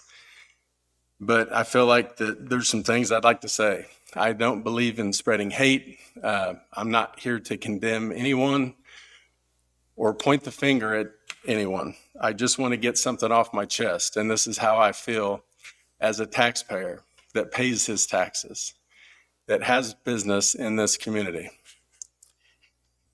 As a lifelong resident, investor, and friend of many affected by the ways our county government is run, I would like you to hear and take to heart some things that I and many others in our county would like to see changed.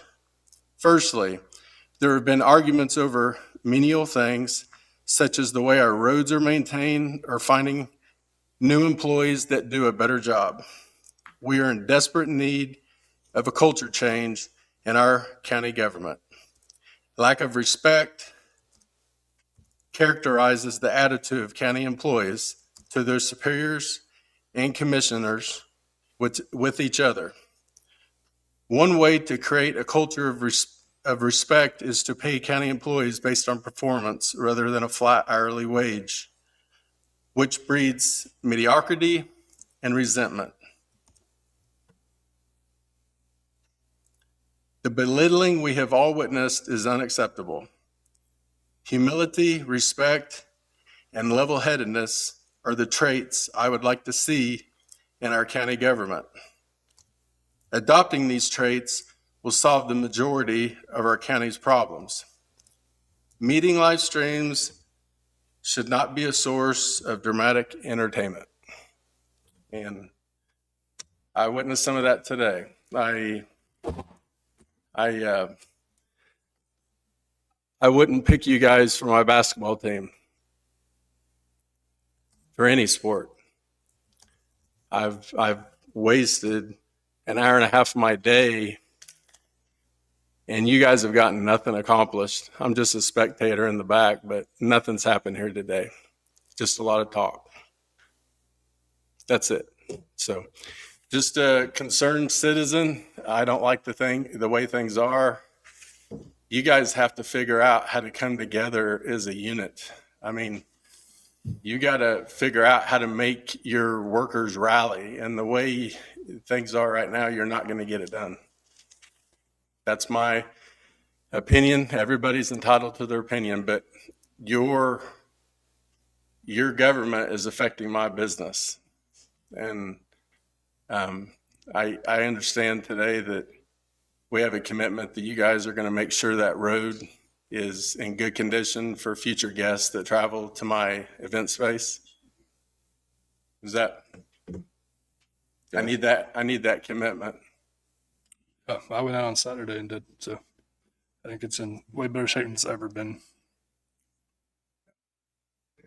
So do I have a commitment from all of you that you're going to maintain my road to my business? I want a yes or a no. I think everything's black and white. Yes. And I'm here respectful today. I'm a yes on that as well. Okay. Jim? I think we've got a lot of roads in this county that needs fixed. I don't think it's just yours, Brandon, and don't get me wrong. I think you need fixed because I Well- know it's your place. Well, I'll tell you, the difference is this week we have people that are coming to view our venue. If you're coming to our venue and you have to drive through mud holes to get to my venue, are you going to rent it? Nope. Probably not. So the way I see it, and guys, I'm not trying to beat up on you. I don't want your job. You can't please everybody, but you got to find a way to become a unit. You got to quit pointing the finger at each other. You got to quit pointing the finger at your employees. It's everybody's problem. You got to be cool. So that's all I have. I did come today because I have a lot split that I needed to get approved so I could file it. It's time sensitive. I don't know if that can be done now or not. Okay. So Thank you, Brandon. thank you guys. Is there any other public comment? Angie Randall, Pleasanton, Kansas, resident. I have a couple questions. When it comes to economic development, why, and if the Economic Development Department needs a quorum or a council or a committee, why aren't you coming to the cities and asking the city council people if they can volunteer their time We've done this or, multiple times, Angie, So- and I know you come in here and you just okay, try to tear us Hear apart. me out. No, the first couple of years I was there, I get tired of people coming up here and doing this to us because obviously people's only started paying attention lately because when I first started, my priority was to do all that. And I'd been to Pleasanton many of times. okay. New council, new workability, you've got to bridge that gap. So If you the, have new council members there, Danny, you haven't been once since the new council members You know were what put happened in. last time I went in there? I was there the last time that Okay. we were in Yeah. there. all right. You've got to get over that. There's new members there that are I'll willing get to over work. it. I'm going to interrupt you. I just let everybody know I won't be running for commissioner this next go around. I do want to thank everybody for, believing in me the last couple times I've been in office. But I've made my mind up. I will finish it out, but I will not be rerunning. So that's that. I have talked to Jessica at the Economic Committee. I asked her to come in and speak to the city council about the housing development and the $2,500 grant because we do have properties in Pleasanton that benefit from the economic development portion of what she has to offer. But if we don't know about it, because nobody knew about it until I learned about it on a side conversation here at the county commissioners meeting. So if we don't have that information, or we don't have all the things that we can tell our citizens to do in the town, and every town in this county should be doing this and getting involved. She needs to come and make, because her job is very important. But if we don't know what grants she has applied for or what we can use, then there's no way that we can utilize her to help our cities. So we need to have some sort of open communication, especially between the economic department and the different cities. If she needs a committee, then she could come and ask each council person, each council meeting, hey, we need a committee for this. It's going to involve and help your city. Can we get a committee member out of you? Yes or no? And that's a whole new line of communication that we can utilize. Thank you. Thank you, Andy. Is there any other public comment? Okay, we'll go ahead and close public comment. I want to take a recess. Okay, I'll make a motion. We take a 5-minute recess. okay. I'll second that motion. It's been moved and seconded to take a 5-minute recess, returning to the commission room at 10:45. All those in favor say aye. All opposed, motion carries.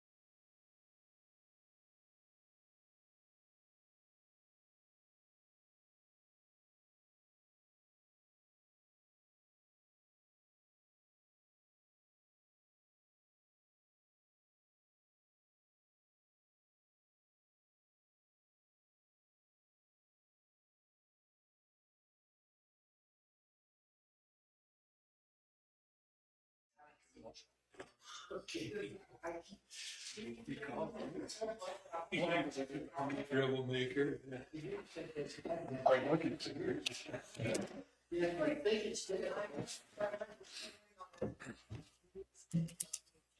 Okay, I'm ready. you ready? Okay, we're back in session.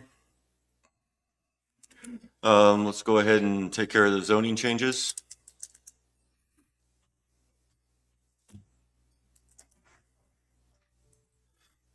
Good morning, Commissioners. Darren Wilson, Planning and Zoning Director. First zoning change is case number Z24-04 for Brandon McGinnis. He's asking approval of rezoning for agricultural zone to residential zone for lot split purposes. This is at 24776 East 900 Road, Pleasanton, Kansas. Applicant has been approved for a lot split of 2.5 acres to keep or sell to family. The remaining acreage, 12.47, will be kept by the applicant. Under current zoning agricultural, the parcel is below the minimum 10-acre size and requires rezoning as R1 residential. The proposed zoning change conforms to the character of the neighborhood by producing the combined usage, neighboring agricultural zone properties and are of large size. Property is suitable for permitted uses of the proposed residential zoning and will not negatively affect nearby properties. The proposal rezoning of the land creates no change or effect of surrounding properties and not create any additional infrastructure needs. The proposed change conforms to the comprehensive plan by allowing more land to be kept in large agricultural parcel and not changed to residential designation. And the 2.58 acres are to be, if the 2.58 acres are to be sold by the family member, the applicant has the first right of refusal, as all of the surrounding properties in the area are owned by the applicant. The standards that should apply are listed in Article 20 and with proper findings as required in Golden versus the City of Overland Park. Planning and Zoning recommends approval of the application with a unanimous vote.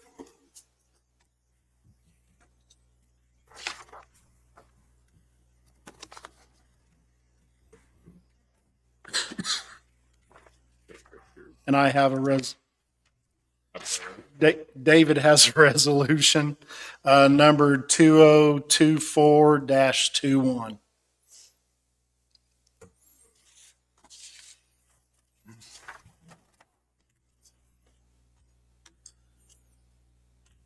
I'll make a motion that we pass resolution 2024-21 for case number zoning 24-04 for McGinnis lot split. Yeah, stop you before you. Yep. go on. I think usually we also, part of the motion is to adopt the findings of the planning commission. Okay. And adopt the findings of the planning commission. I'll second. It's been moved and seconded to approve resolution 2024-21 for the rezoning of zoning case 24-04 for Brandon McGinnis on a lot split and adopt the findings of the planning commission. Is there any discussion? All those in favor say aye. Aye. All opposed? Motion carries.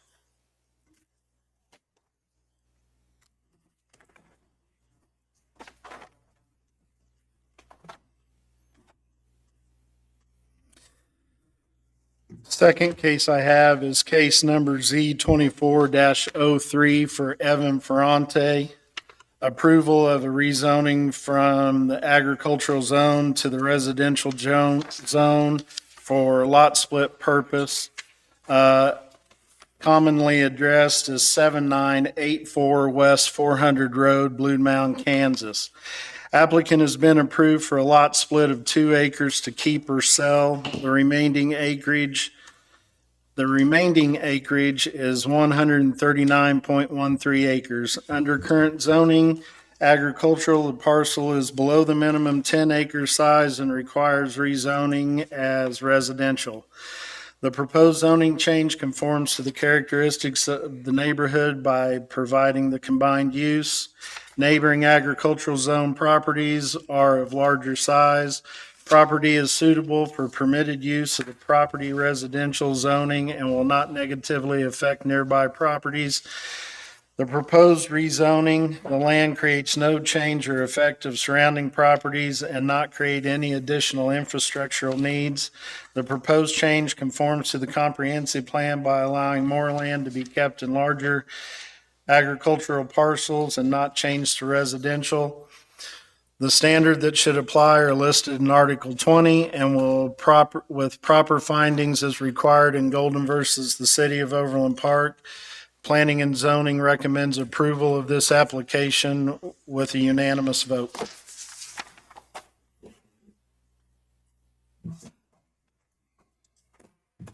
Okay, I'll make a motion that we, Sorry to interrupt you, Chairman. Resolution number 2024-20. okay. I'll make a motion that we approve Resolution 2024-20, the reclassification of zoning case Z24-03, and accept the findings of the Planning Commission. I'll second it. It's been moved and seconded to approve Resolution 2024-20 for the rezoning of zoning case 24-03 and approve the findings of the Planning Commission. Is there any discussion? All those in favor say aye. Aye. Aye. All opposed? Motion carries. Thank you, Commissioners.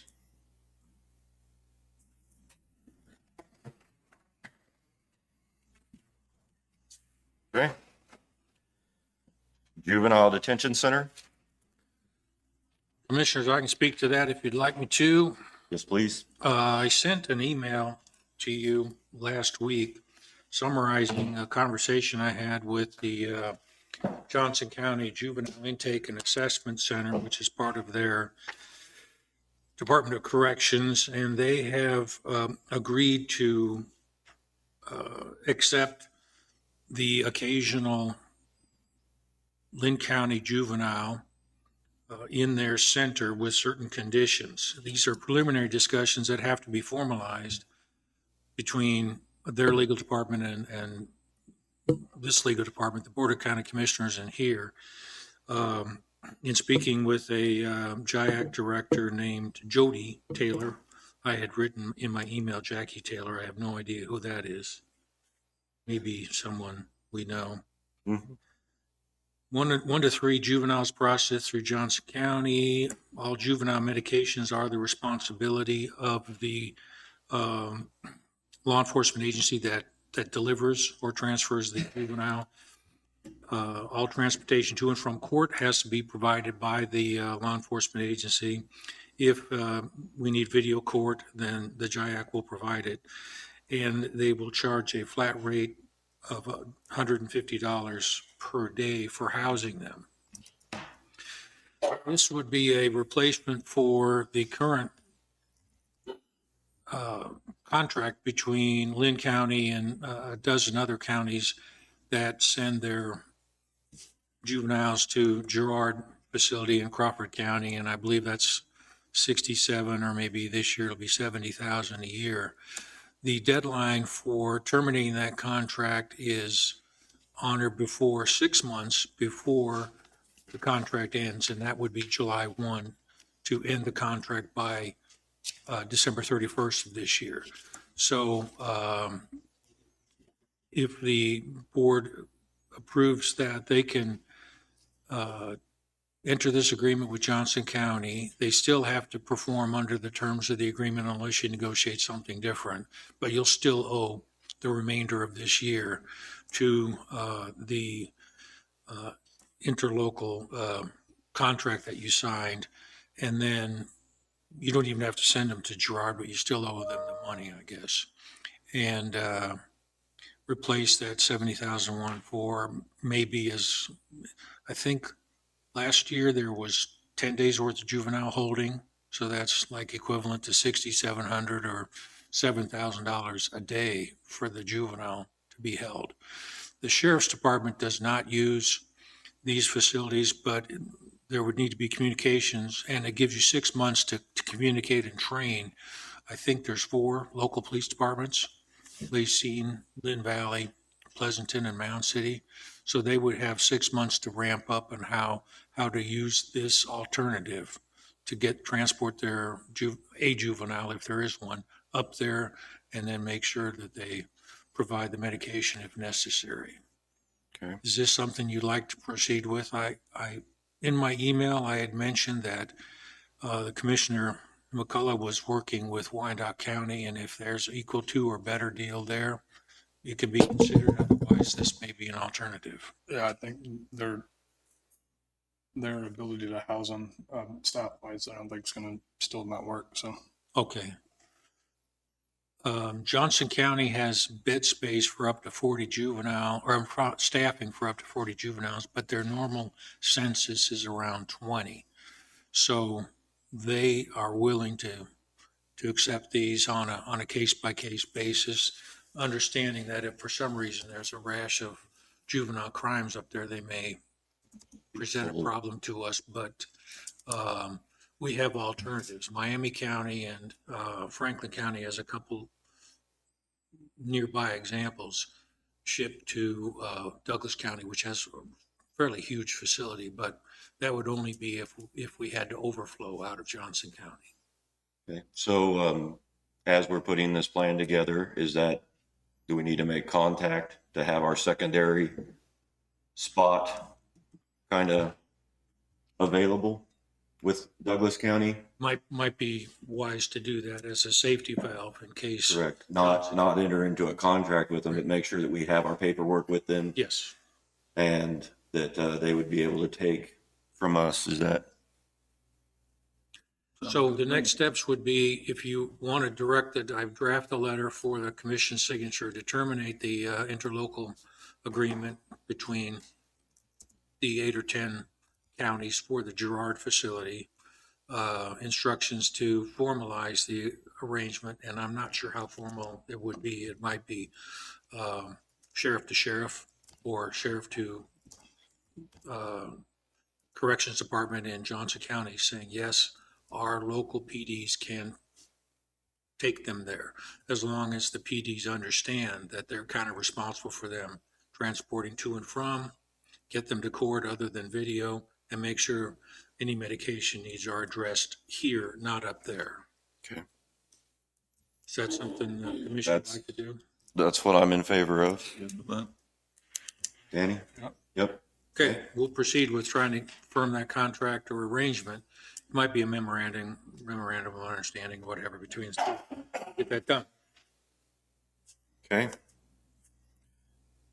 Next item is the Oak Grove landfill. Yes, sir. I've drafted a letter. I think I sent it to you for terminating the agreement. The contract Copy. is a little loosely written. I'll give you, I'll contrast that with the previous agreement with the interlocal. It says if you decide to terminate at least 180 days before the end of the term, you still owe the money. This is for the Girard Juvenile thing. In the Oak Grove land transfer, it just says you have to notify them less than 1 year, but up to 180 days, up to 6 months beforehand. But it doesn't have that language saying you still owe the term. So I'm going to interpret that ambiguity as if there's any money owed by the county, as soon as they get this letter, they should terminate that agreement. They may push back on that, and I'm not sure what the monthly, if anything, there is to Oak Grove. If we don't ship any out of the transfer station, then there's no obligation. So we're finished with that agreement, and everything goes to, I believe, Allen County. Is that correct? Okay. That would be my understanding as well. Are you guys okay with that? I'm good with it. Do we have a motion to allow the chair to sign this letter to Oak Grove Landfill. I'll make a motion, we'd sign the letter that allow Mark Hagan to sign the letter to The chairman, Jason Hightower. you. Okay. Got it, it's me.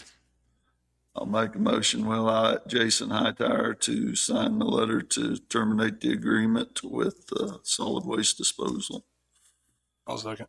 for, what is it, Corporation of Missouri Incorporated? Okay. It's been moved and seconded to terminate our agreement with Oak Grove Landfill and allow the chair to sign. Is there any discussion? All those in favor say aye. Aye. All opposed? Motion carries.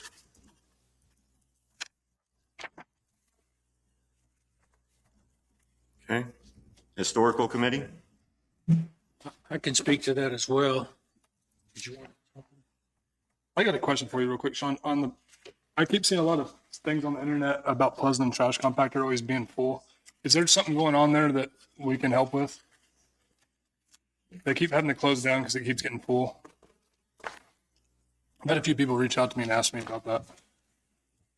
I looked at it, and if they're still having issues, my understanding, we had a company look at Parker's, and if they're still having problems, because I knew they were, I asked our solid waste staff to look at it and evaluate it and tell me whether or not we needed to call in a repair on it. At this point, if they are still having difficulties and they're shutting down, I'll reach out to them and I'll schedule a contracting company, that works on the hydraulics and the electronics to improve that system. It's the same one we used at Prescott. So I'll reach out to him today. Okay.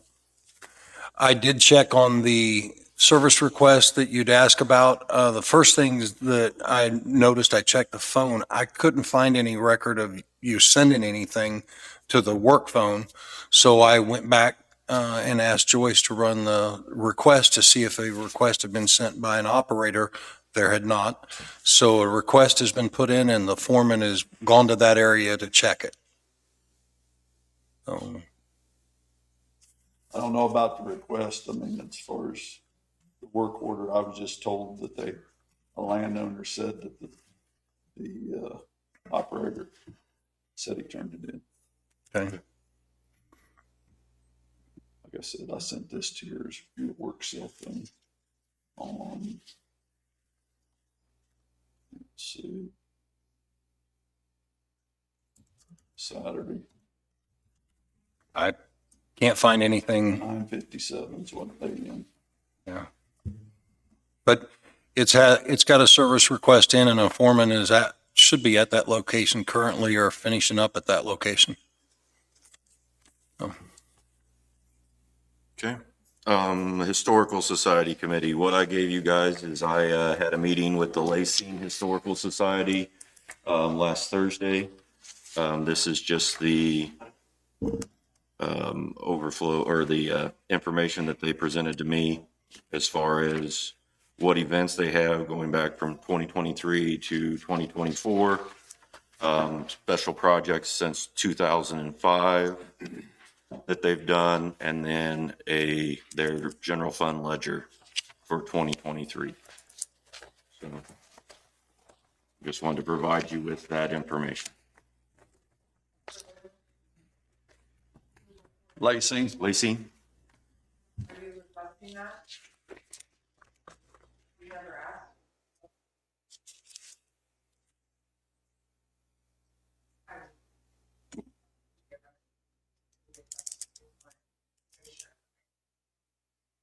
we mentioned it last week, just in talking. I mean, we haven't actually requested it from everybody, but I just had gotten the information and didn't want to be accused of withholding it from you. So there you are. Okay. I thought before I made any decisions with the historical committee that I needed to talk to the people in my area. And that's why I set up a meeting with them. So they're not in my area. Yes. So you want me to talk about Historical Society? Correct. Thank you. This is kind of a work in progress, but I think it's pretty well getting close to the end, where Economic Development has accepted responsibility for setting up a subcommittee that's specifically oriented towards Historic Society. Will communicate with each one of the museums, likely seen and elsewhere, and advise them that they will be the focal point for the 2024 budget requests for their particular museum. If the board dictates this, then the subcommittee will pass along the requirement to each one of the museums in their budget request to submit what they want to use, how much that money they want, how much they want, what they want to use for each budget item, demonstrate that they're still a legal entity by showing their most recent, or whatever you want, nonprofit tax return, which is a IRS Form 990. And then each museum is a member of the committee, but they're a non-voting one. The members of the committee vote because they're voting for county money, but the members, each museum is a non-voting member. They can attend each meeting, and then they know exactly what direction it's heading at, and they get a chance to pitch their budget request. If for some reason they're dissatisfied with whatever they hear at the subcommittee, they get another chance at the hearing when the subcommittee presents their recommendation to the entire Economic Development Commission. And then again, they come to the board when it's budget time, and they get another chance to pitch it. Otherwise, their budget request may be finished. If they're satisfied all the way through, their budget request is finished at the subcommittee level. And then next year, at budget time, they said what they're going to spend the money on. Show us proof what you spent the money on. Show us your 990, and then what do you want this year, kind of thing. It's just basically a mechanism for processing budget requests and spending the county's money. That's kind of what you had in mind, Danny, or? I think so. I mean,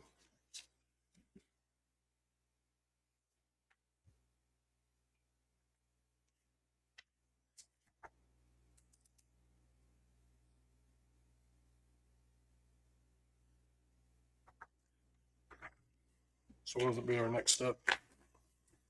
You say it's okay, I'll communicate it to Economic Development to set it up and get it going, and then she'll start reaching out to each one of the museums and setting up the first meeting, because the timing is perfect right now, because this is beginning of the budget season, and get them started. Sooner you say go ahead as a group, it won't take necessarily a resolution. It's just, it's They'll already. be assigned, Pardon me? they'll be assigned that task? Yes, they will. Either they'll volunteer or they'll discover that they're on it, whatever the Economic Development Commission wants to do. And then every museum is invited. They're kind of expected to be part of it, but if for some reason there's conflicts or personality problems, who knows? But in order for them to get money from the county, they need to go through this mechanism. That could be welcomed or it could be controversial. I don't know. You would. What else will be making decisions on? I'm sorry? What else is going to be included in the Historic Society? And what else will they be doing? It's kind of depends on what the members want. It's whatever they want to do. I think there were some questions that prompted you to ask about this commission. Was multiple parties were asking for signs. And so maybe the historic committee would filter some of those and try and reach some sort of consensus about how to spend the money most wisely to benefit the most constituents. So it may not deviate too much from Historic Society issues, but it may get into whose sign appears where, how much money is spent on those things. So all these kind of budget decisions that otherwise fell in your lap might go into this committee first and get filtered. Recommendation. Yes, and then to send a us. recommendation. Same with, you don't want to hear every single zoning application. It goes through a process.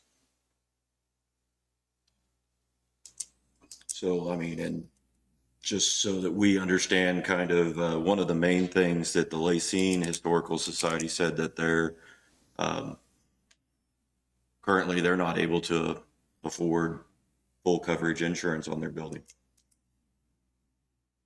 So there are, I guess, stresses and things that way. Now they look at that from the standpoint of the most important thing in their building is their artifacts, not the building itself.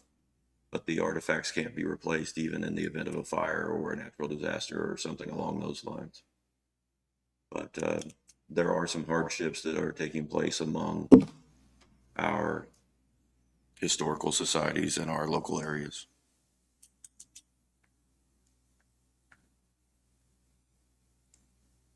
You guys consider having Mine Creek back to being a museum of Linn County?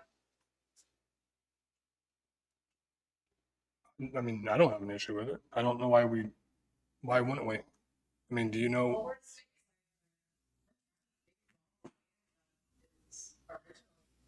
So Didn't you say can you come up here and speak on that, Ali? Do you want to?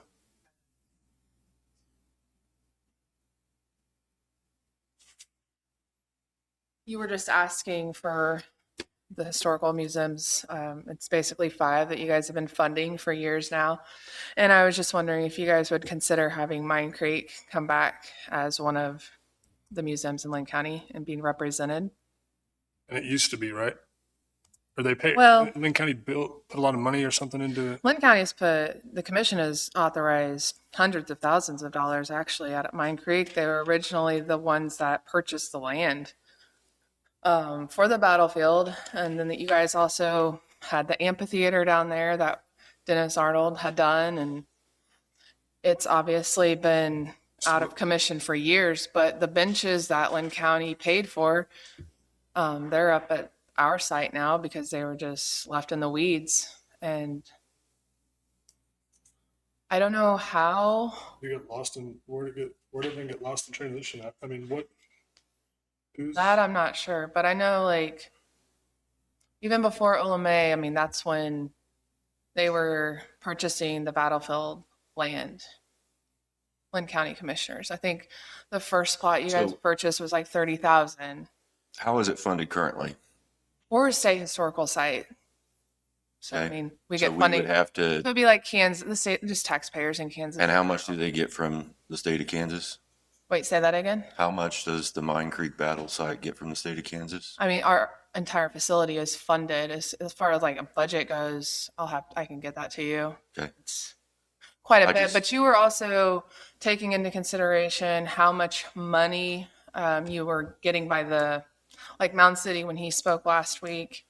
He was just talking about like he didn't want to disclose his donors, but the attorney Mark had said we don't have to disclose the donors, but we need to be disclosing how much money we're bringing in. So I mean, we can do that for you, but let's say there's an event like General Pleasanton Days. I'm just, and the only reason I'm asking is because, currently we have a budget of $40,000. If that budget from the state is going to exceed that 40,000, and we're already looking at shortfalls on the 5 museums we do, I wasn't considering any sort of like insurance, building maintenance, landscaping, all of that. We have that all taken care of. I'm not asking for that, but the way I was understanding Mark presenting it was like, what did we want to do that year for events, right? So if we had like an event that correlated with General Pleasanton Days, we might ask for $500 or some sort of marketing, but not completely funding the operating okay. expenses. I'm sorry, I was misunderstanding.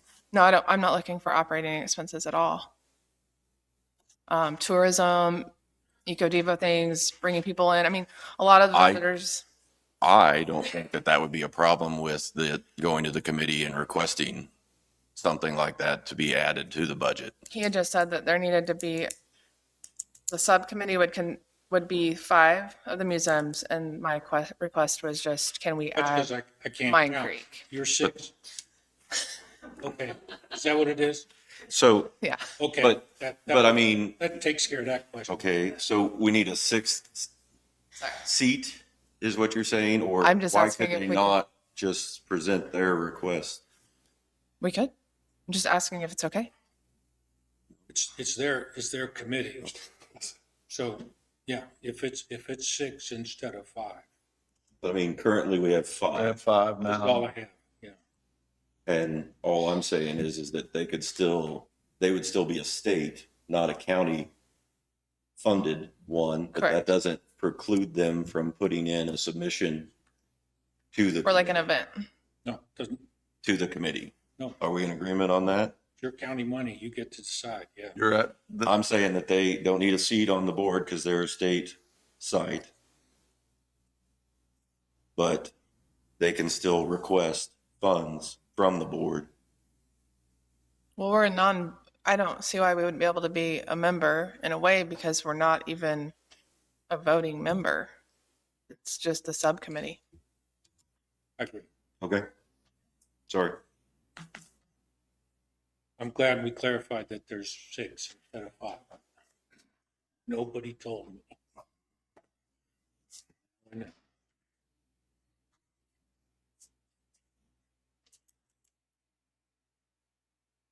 Okay. We clear on the Historical Society? Yes, I will pass these along, and any commissioner that wants to speak with economic development can do that as well. Okay, But we'll get them started, and I know they'll be thrilled. great. Okay. Do you have a couple other? Yes, sir, if we could talk about new business. Yes, sir.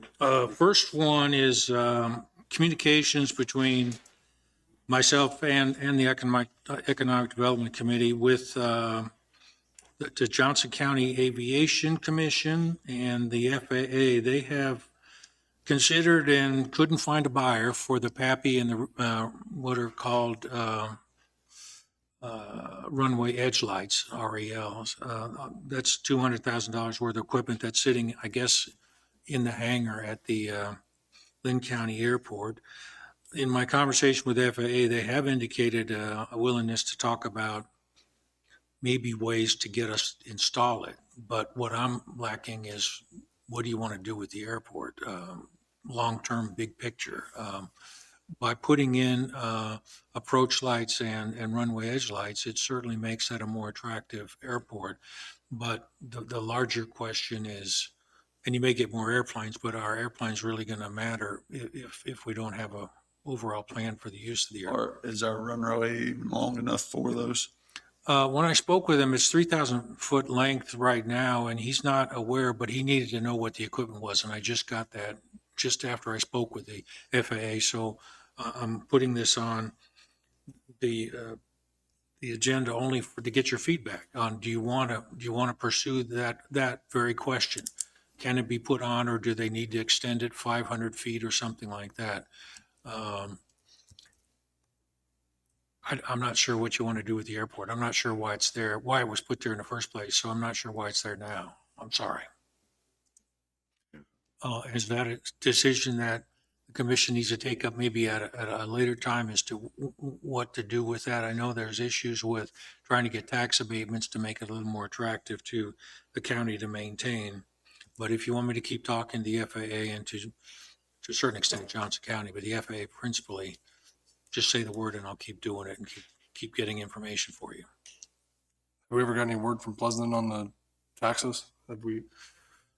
Well, the informal word I've heard on the taxes is once you start letting them collect taxes, they're heck to make them stop collecting them. So they've already spent it before they even get it. So you might want to ask Pleasanton about whether they want to give up the tax. There's 2 jurisdictions, I think, that are collecting it, maybe three or four, a couple of townships. I think there's a hospital special district. There is Pleasanton and the school district. So that's 5 people that spend that money. And you'd have to ask each one, do they want to stop collecting? Is essentially what you're asking. Do they not want the money?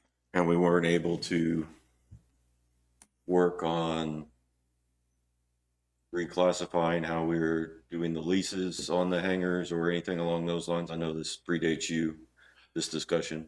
Yes, and I'm aware of the question. I don't have the answer. So it's a good one, and I'll investigate that. But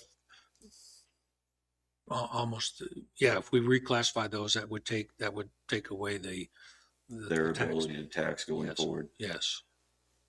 And that's, I believe that, I don't mean to be speaking out of turn, but I believe that was the direction that we wanted to Okay, go.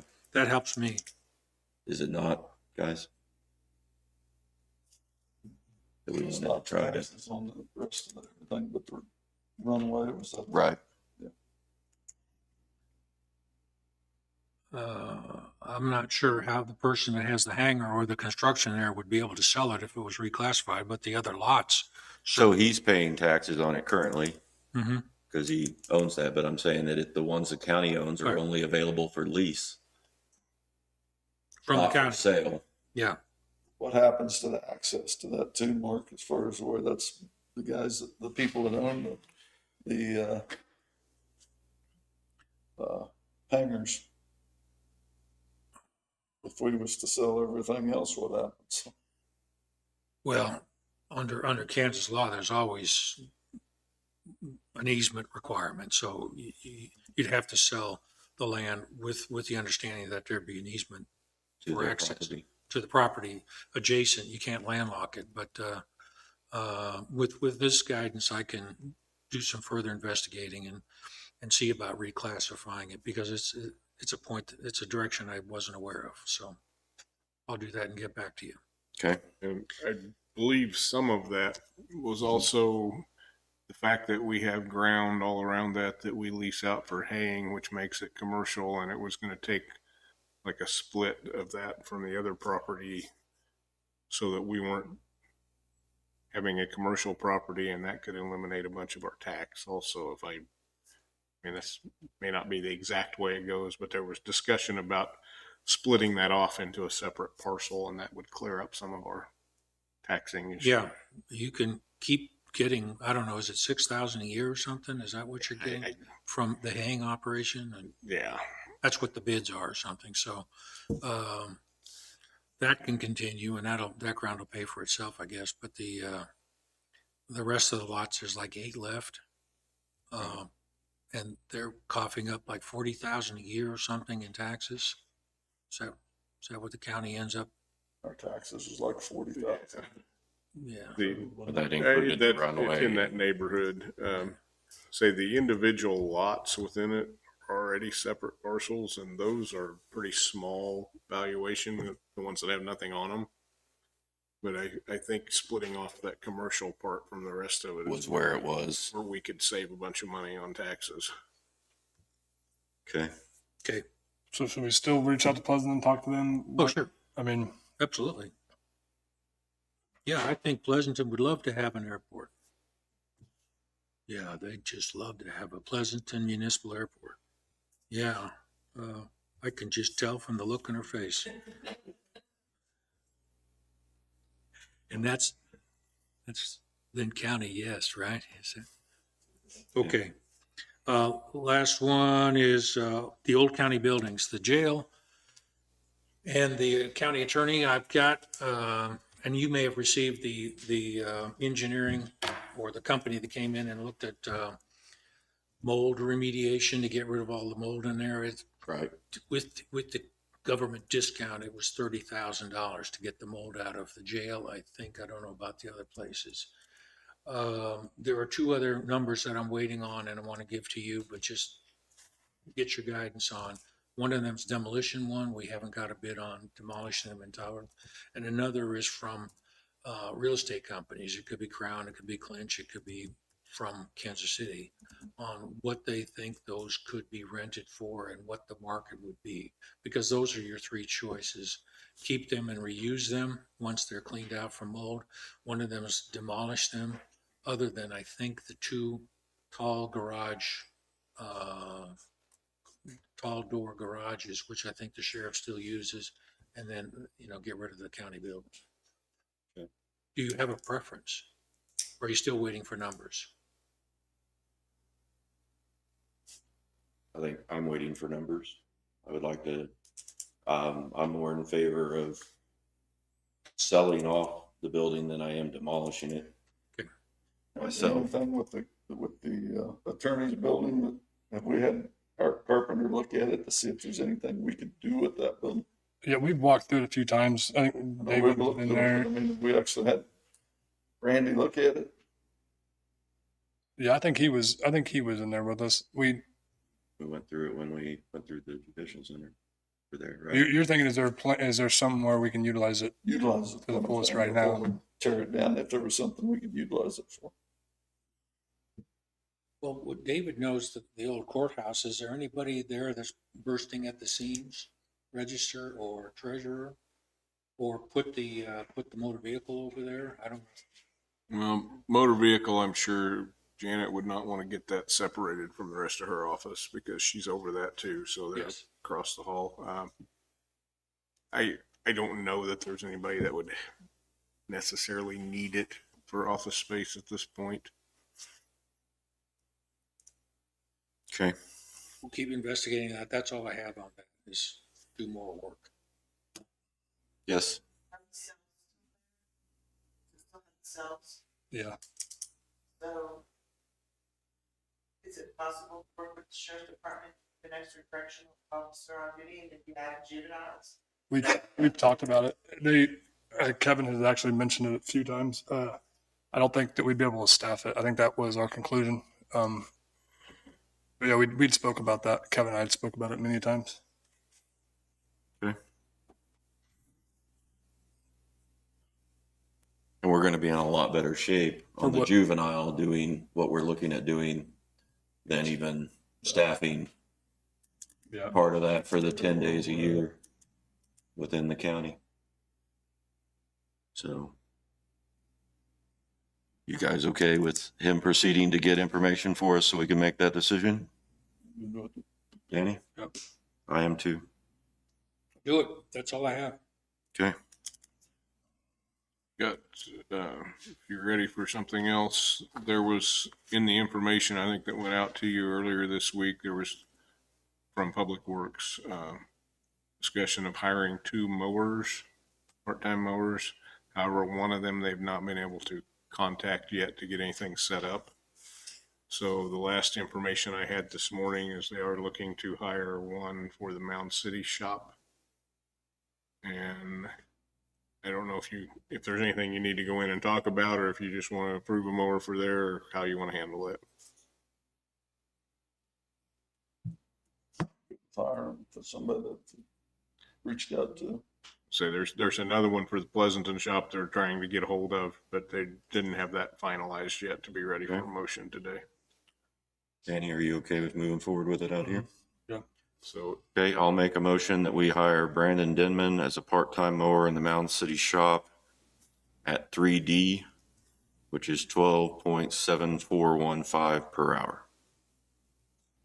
That's the correct one? Okay.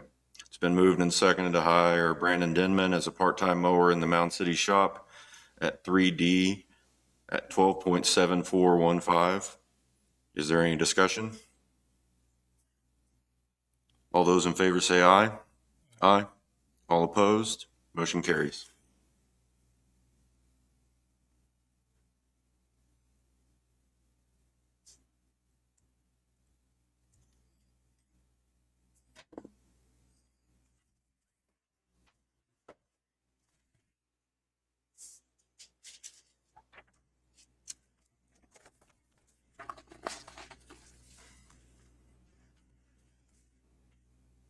Okay, circling back to the road plan.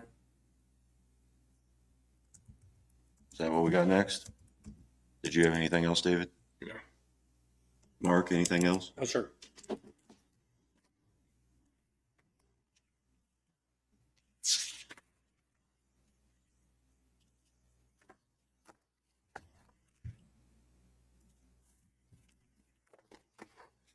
Sean coming back in here. What's You said it was going to be us. right? I'm fine with him coming back in if that's I what you'd don't. like. I don't care.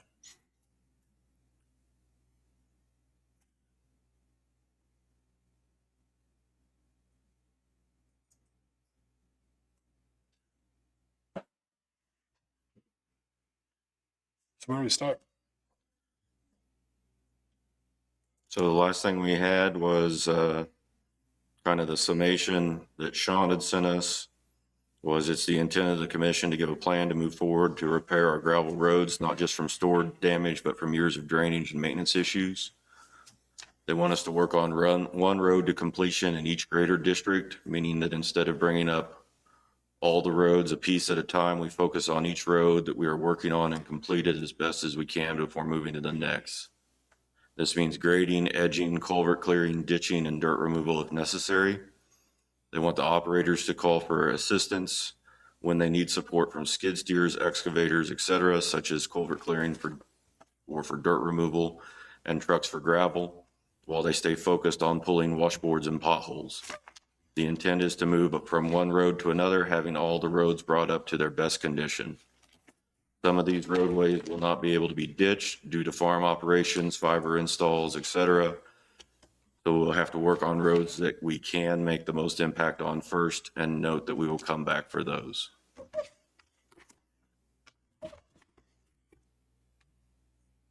That was where we were previously on May 22nd.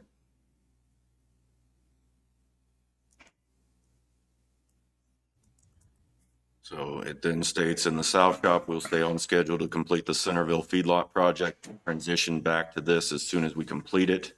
In the North Shop, the Lagoon project will take a back seat to road operations as that project can be completed later in the summer. And we will be operational during the wait. In the Pleasanton Shop, 900 Road is being looked at as a contract job, and bridge repairs should be looked at on an emergency basis.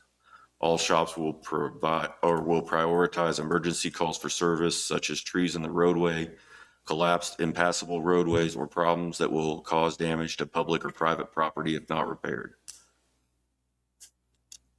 We'll have service requests back up, and they'll be tracking those and reporting them weekly to the commissioners. And that was on the 22nd. Yep. 2 weeks ago.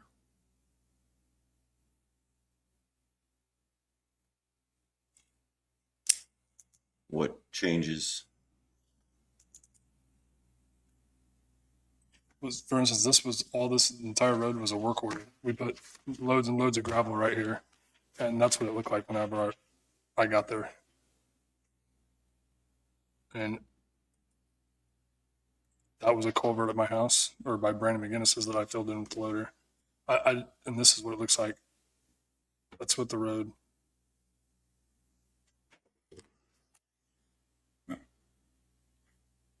So that's complete. That's what it looked like. That's what it looks like now. All we did right here was throw gravel on the road. All I did was take a loader over here.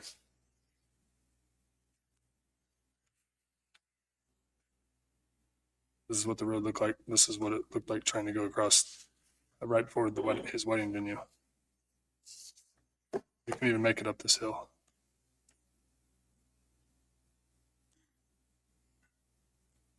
And what road are you talking about? This is Waddles. Waddles. I cleaned it. All I did was skid the grass off both sides of the road all the way.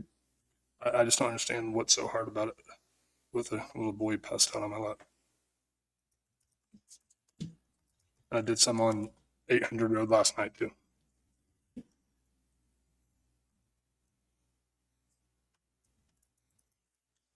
It's kind of like we said, look here, look at this.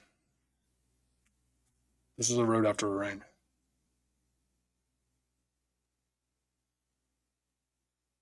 This is the culverts that fell in. That, look at that. That was past my mic boot. That's on the side of the road.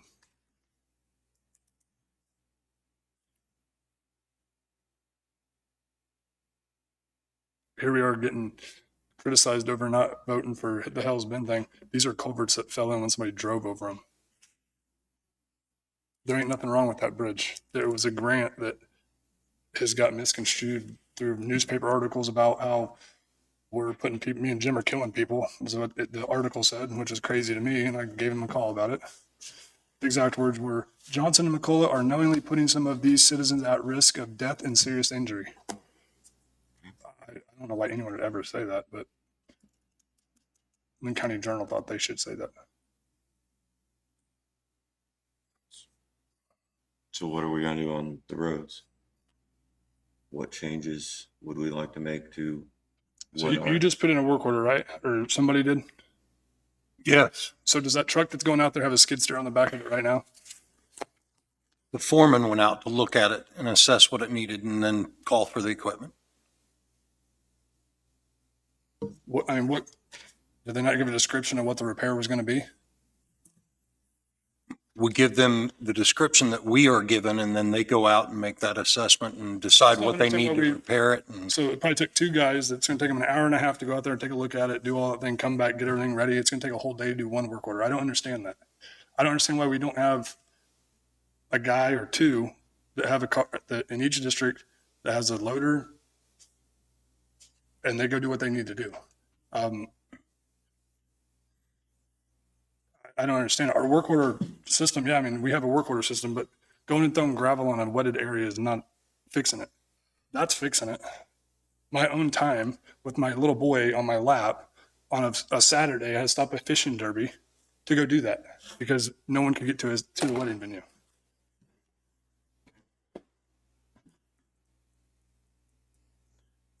So whatever we're doing is not working. Not at all. And it's causing a lot of friction between all of us. I would like to tell them what we think needs to happen, and then we do a trial and error and we make the process better with time. Okay. And where would we start? Right here.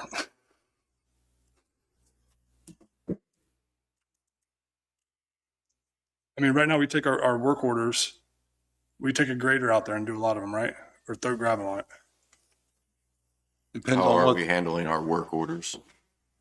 the work orders are sent out to the foreman. The foreman will assess what's been reported, and then either send a crew to go to that location with what he believes that work order is going to need, or go out and look at that to get more clarification on it and put it in the list of priorities. And to say that we send a crew out, depending on what the work order is, if the work order is to put in a driveway entrance, or if it's to do something that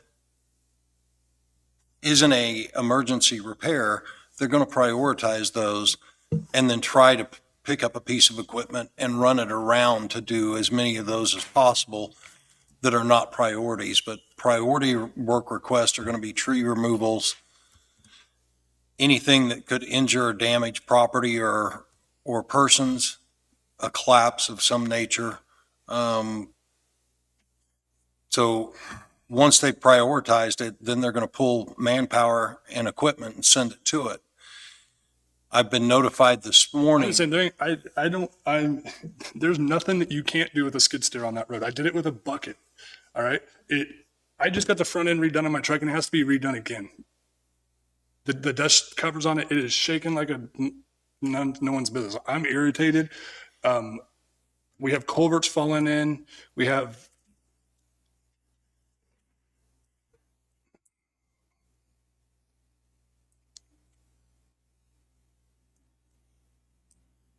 Brandon didn't want to come in here at all. I know he didn't.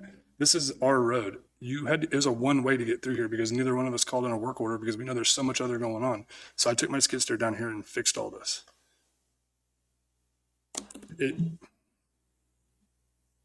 But why wouldn't you call in a work order? Because it wasn't going to get done right anyway. Go throw some gravel on it, call it good. This is a work order, Jason. That right here is a work order. You couldn't get through that unless you had a full-wheel drive. There's 250 cars come from Johnson County Saturday at 2:00. I got the phone call at noon. I called him. I was like, dude, I don't know. I was like, I hope you don't have a wedding today. That was my words to him because I couldn't get here. I text Sean and Todd both on Saturday. No reply. I got on my own skid steer, stopped the fishing derby with my little boy, and came and did this so that That, I could have eliminated that, but it didn't. He came in here and voiced his opinion. That's what I say. We're 5 weeks into this deal and we haven't fixed it. There's a lot of roads like that around that's not fixed, Danny. No, I agree. I agree. A lot of them. So I want to put a plan together, and when that doesn't happen, then that's when we start refilling spots, I guess. I don't know.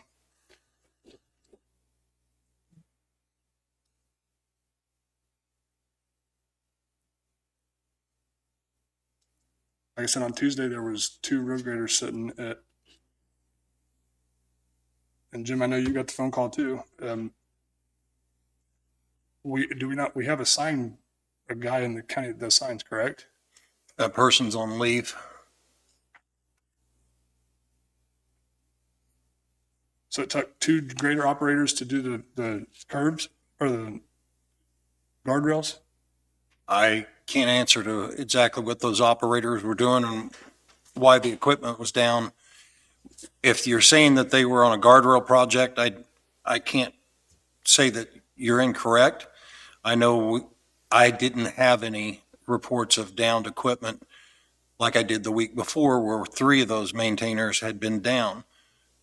Could they have been parked while they were doing other operations? Highly possible, but I cannot answer that accurately. And I think you're aware that I was out of town for most of that, and I did check the phone after Commissioner Johnson's statement about a time on a text, and you're correct, you sent one, but I had to shut the phone off. I went to call Pleasanton about the compactor issues they were having, and the phone kept dropping calls to the Public Works Director and the county or the city offices, so I reset the phone, and when I did, your text came in and your text. Several others as well, but there were apparently several that the phone missed before it was reset. So I can't explain it, but I'm telling you, yes, I now received those.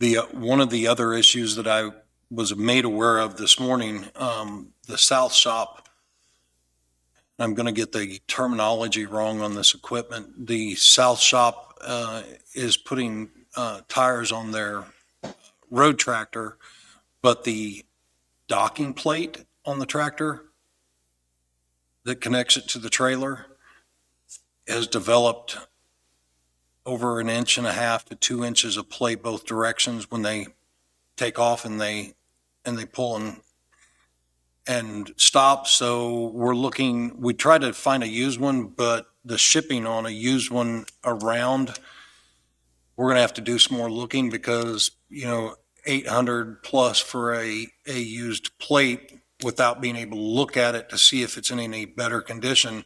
And a new plate's going to run you north of $5,000. So we're going to have to do some work on that to get the equipment to be able to be pulled around.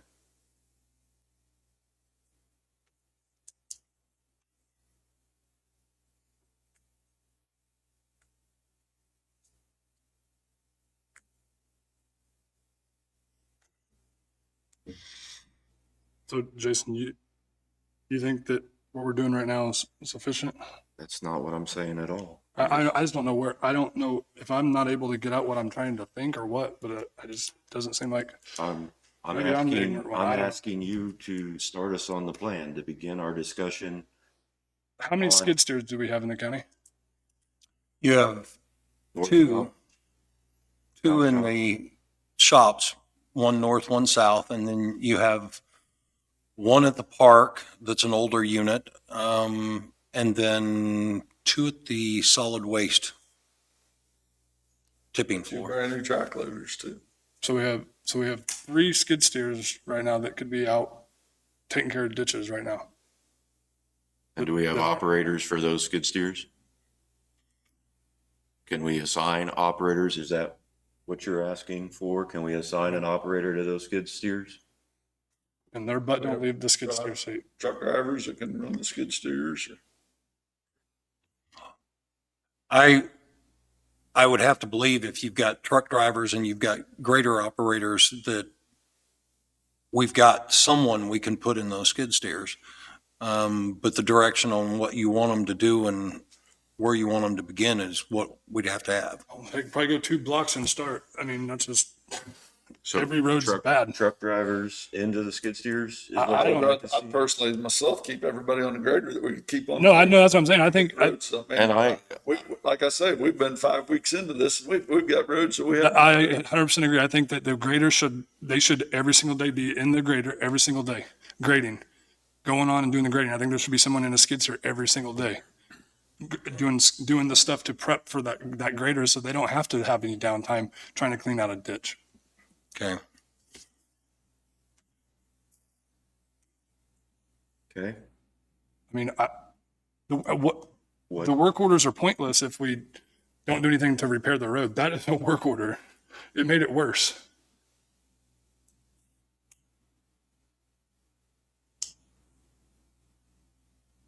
So are we still on what we said on 522, that we're working on one road to completion? I don't know, Or- because whatever we're doing is not working. That's all I know.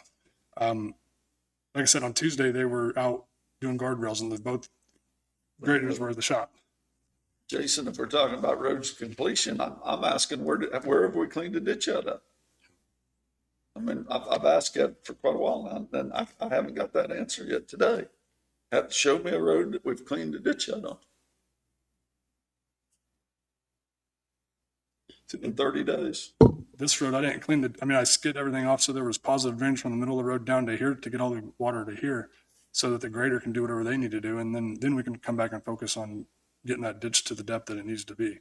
So the whole locate thing, I promise you that you're not going to hit nothing because there's this much dirt above most of our roads. So, and But there's you have to send, you better send a locator. no, I get it, but I'm not down in the ditch. I'm right here cleaning off the sides of the road. You want to come look? I've seen it. I mean, I'm just saying the way we've allowed the phone lines and everything else to go down our ditches or in the road, you don't know where they're at, Danny. And No, I agree. we have no idea where they're at most of the time. Excuse me, Dave.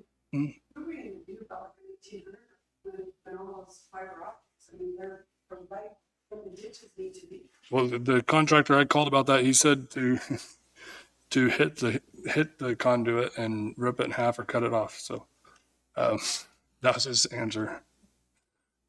But I'm looking into it. I got an email and he didn't really have an answer, so they want to send an email and then send it up to the uppers and get an answer on it. Huh? Oh yeah, yeah, yeah. I got pictures of it. Towards Boy Court, when you turn before your house, go to Boy Court. There's a piece that's looks like 50 foot long, just on top of the ground. So. What can the county do to make them follow through on it? They haven't finished it, it's how many months passed, they're done. That's what we're going to try to figure out. Right now, they don't have a burial permit that's active, right, Sean? The one that you It's pulled expired. would have to be expired from their original request. And you said you had looked at it more recent than I, that they'd had extensions to that one already. Yeah, I believe there was 3, and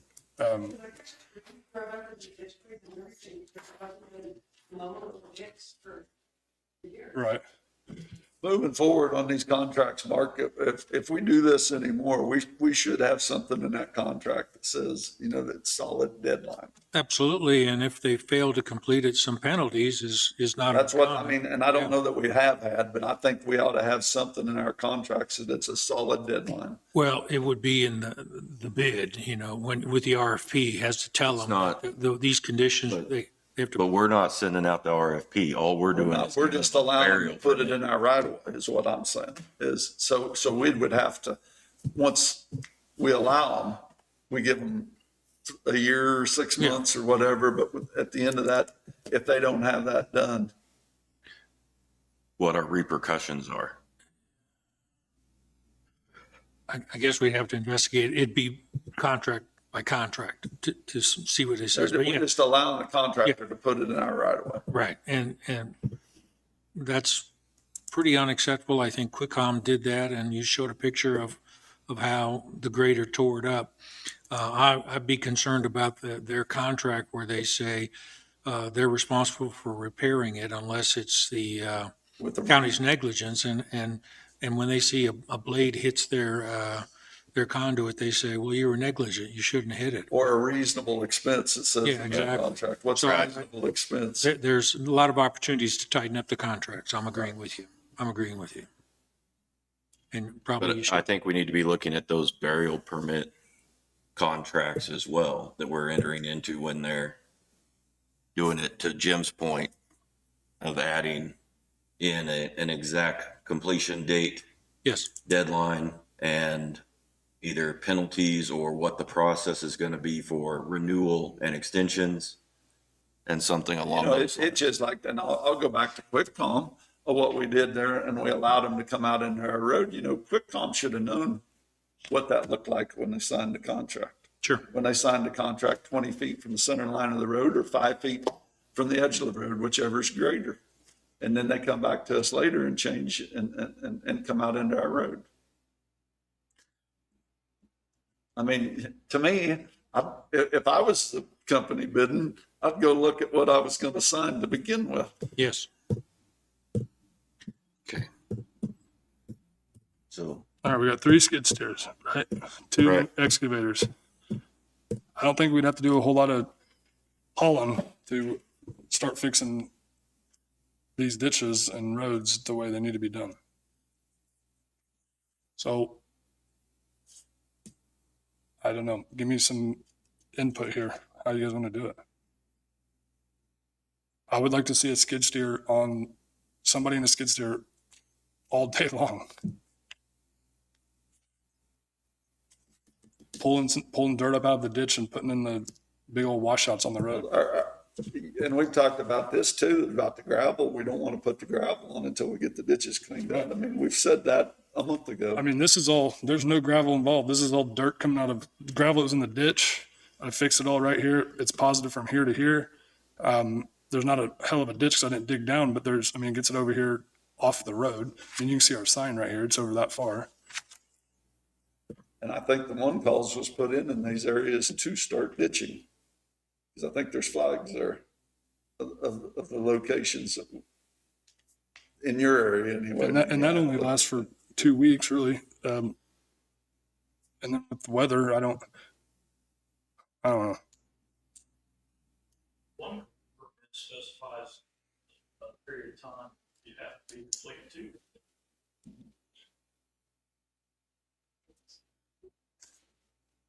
You have to update it if.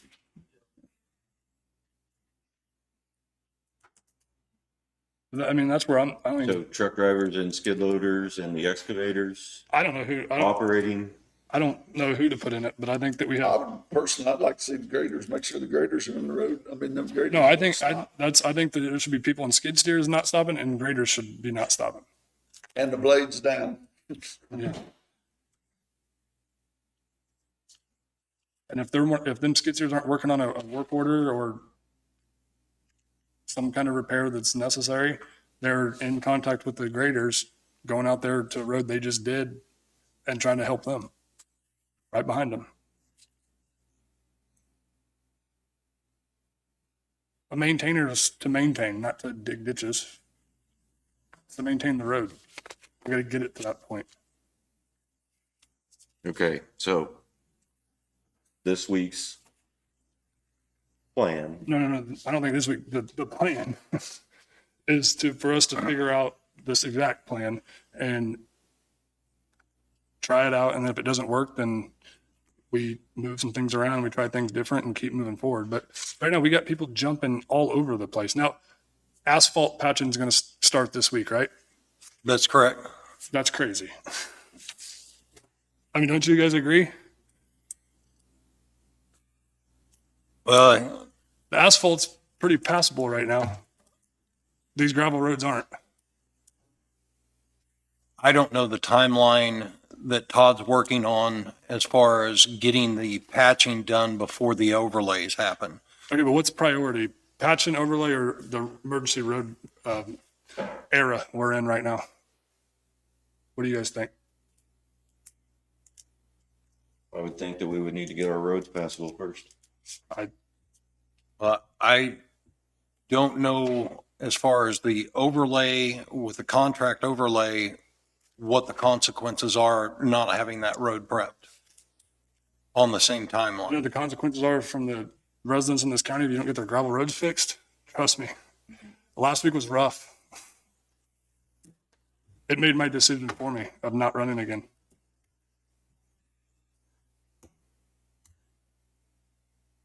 So graders operating, truck drivers and skid steers and excavators. I don't know about that. I don't know about the truck drivers and the skids. That's because there'll be some excuse why we can't. They had to stop doing this to go do this, and I don't know.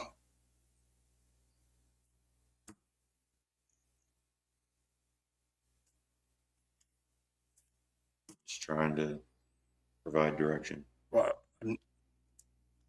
like I said, I think that we have skid steers out on these roads every single day, patching or fixing places, work orders, all three of them, and the mini excavators and the graders. All them pieces of equipment need to be running every day. Then if you got a truck driver in Lacine that has nothing he can do, then stockpile some gravel down here. I don't know exactly the ins and outs of this plan, but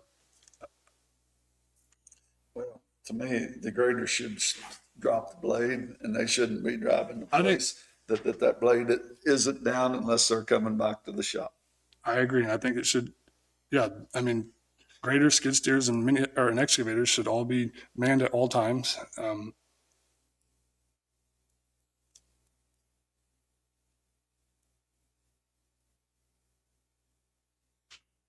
And that's Okay, my thought. okay. Jim, you okay with that? I've been okay with it for 5 weeks, having a blader, it's on the ground. Okay. Sean, is that something we can do?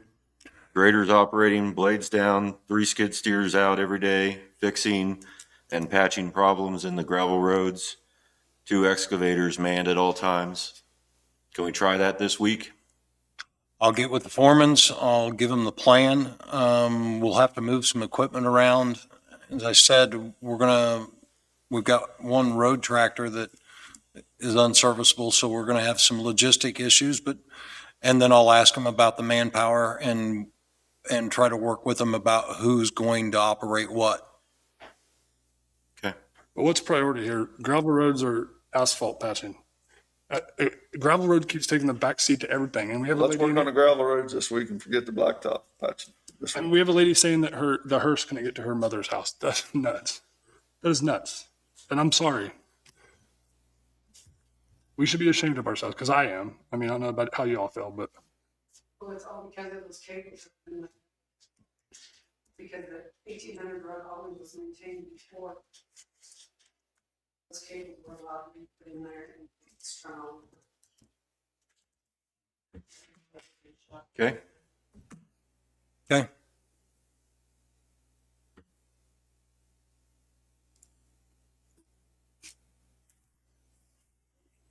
I mean, I'm not, if we have to take a skid steer and drive it from the Pleasanton barn across Tiger Road and start, I don't care.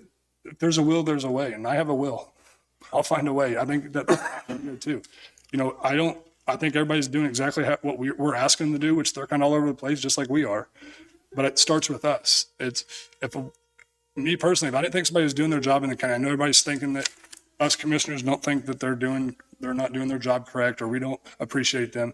If I thought that, I would make a motion to fire that person, just to be clear. I think everybody's doing what we're telling them to do, and that's running circles. Well, Pleasanton's going to be a unique position because just off the top of my head, I can tell you, you've got 2 graders over there. You have a operator over there, and then you have a foreman and a mechanic. So to operate a the two graders and then to operate a skid steer, which they also have a backhoe over there that may be somewhat even more functional than the skid steer, I don't know, on some of the cleanouts. But you do have a foreman that Can a mechanic operate a skid steer? I would assume almost anybody can operate a skid steer, but it depends on what you're pulling the mechanic off of. Okay. I understand. I'm just saying But I'm looking at what you're telling me, and we've got two on light duty still, Can you- three, I'm sorry. can you send us out what it's going to be after you talk to the foreman? I can ship that out and send it to your But we're sheriff. Linn County, we're not Pleasanton County, we're not Mound City County. Why can we not just bring people from up there down here to do it? We do it for asphalt. Why can we not, if that's the case, take somebody out of Lacine, bring them down here, put them in a priority piece of machinery to get going on this. We can look at staffing and move people around to cover the shortages we have. Okay. Just don't know until I look at those numbers and those pieces of equipment. We also have, and you've hired one today, mowers, and some of those people are capable of operating other equipment. Okay. Well, let's deploy them and start making some headway. Right?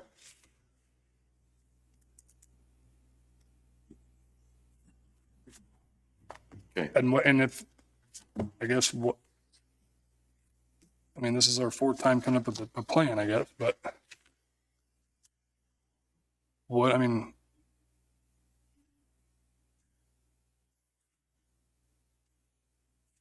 what are we going to do if there's not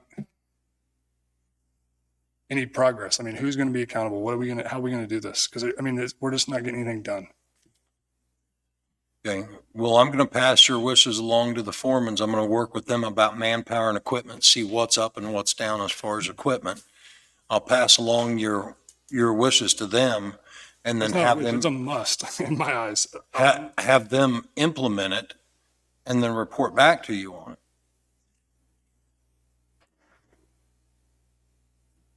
But as far as the operational, the day-to-day operational, I can't tell you what that looks like until I guess what I want to see is, and when I go on a gravel road, and I don't care where it's at or what, I want to see, once we hit that gravel road, I don't want to look at a place and find a place that hasn't been bladed. Once we start on that, I want it to continue. So, I mean, would that be fair?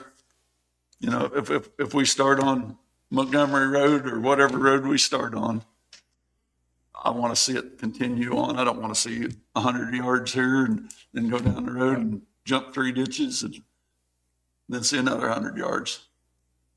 Once we start on the road, wherever we started, Okay. I want to see it finished.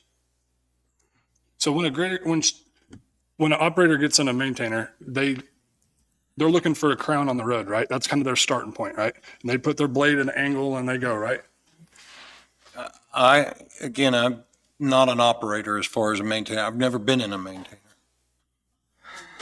But should that be our, if we are trying to create a crown in the middle of the road, right? I mean, that's the ultimate goal, right? On a gravel road. Positive drainage. But you should have a ditch for it to go But in. what I'm saying is if we can keep the grader, we get them that angle, they make their crown, and it doesn't matter if they cut into the side of the road and there's that much dirt on the side of it. You call the skid steer behind you and she says, hey, there's 17 inches of Steer track over. whatever there is to skid all that out of there and help, get it down and get it prepped for this. That's why I talked about last winter when we had all the farm grounds open.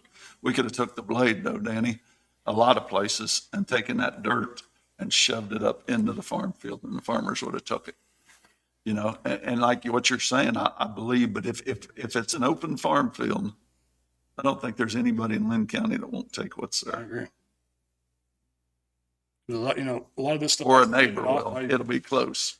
A lot of the stuff I skidded off, I had to put it back in the road to fill. I mean, there's a hell of a slope right here on this road.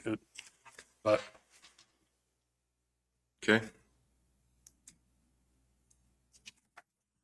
Anything else? Also, we've talked about two different things. So where are we at? What are we going to do? So it's clear. One more time. Gonna work. Graders operating, Start and don't stop. start and don't stop. Keep the blade down.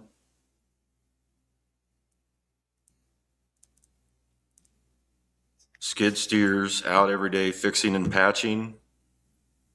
Excavators manned at all times, and the skid steers manned at all times. Is that our starting point? What do you think? Can we not deadhead our equipment, leave it on the side of the road? I mean, the state does it all the time. Everybody does it all the time. I do it all the time. We do at different areas. The only thing, like I said, logistically, I'm going to have to find about that road tractor and what that's going to do to us. But I don't think that it's not workable. Broke or what? Is it broke or is it worn or? From what the plate is worn to the point that it's slacking up to 2 inches back and forth when it stops and starts the truck. It's becoming That's just happened, I guess. I can't answer to that. I'm just telling you what they reported to me this morning. They looked at it, pulled it in, cleaned it off, and found that it's got too much slack in it, and needs to be replaced.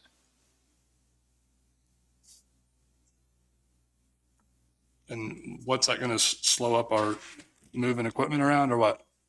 We'll have to move it with a different tractor if that one's unavailable. Now, can it still be used while we're looking for a part? I will find out. Okay. I'll make those inquiries. Well, I don't know why. Kind of go put it on a gravel road and go. I mean, we have too many excuses. We can get it down with the other tractor and set it somewhere and it can stay out there. I agree. And We that don't may have to be, haul it once we get it somewhere on a gravel road. that may be the answer to it, that we move it with the North Shop tractor and set it on a section of roadway. Get those things figured out. Okay. But you're talking the logistics of things that I don't want to give commitments to when the foremans tell me that it's not a workable plan, because the majority of, after giving direction to them of what I'm going to be doing this week, is the things we discussed as far as the barrel permits, Evergy, those other items that are at a workable level, not operational level. So I'll put them to task of what you've asked me to do, but I also have those other tasks that I've got to focus on as well. So you're going to pass on to them to make sure that gets out in the right place, I guess is what I'm asking. I'm going to relay everything that you've told me this morning. Okay. Okay.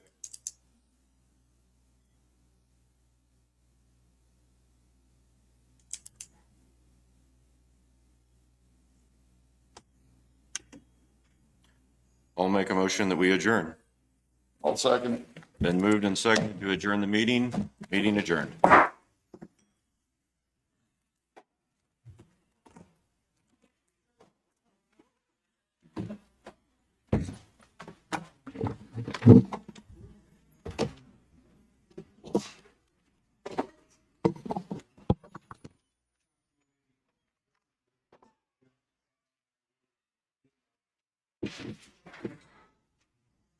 Thanks you guys for looking at that, because that was not cool.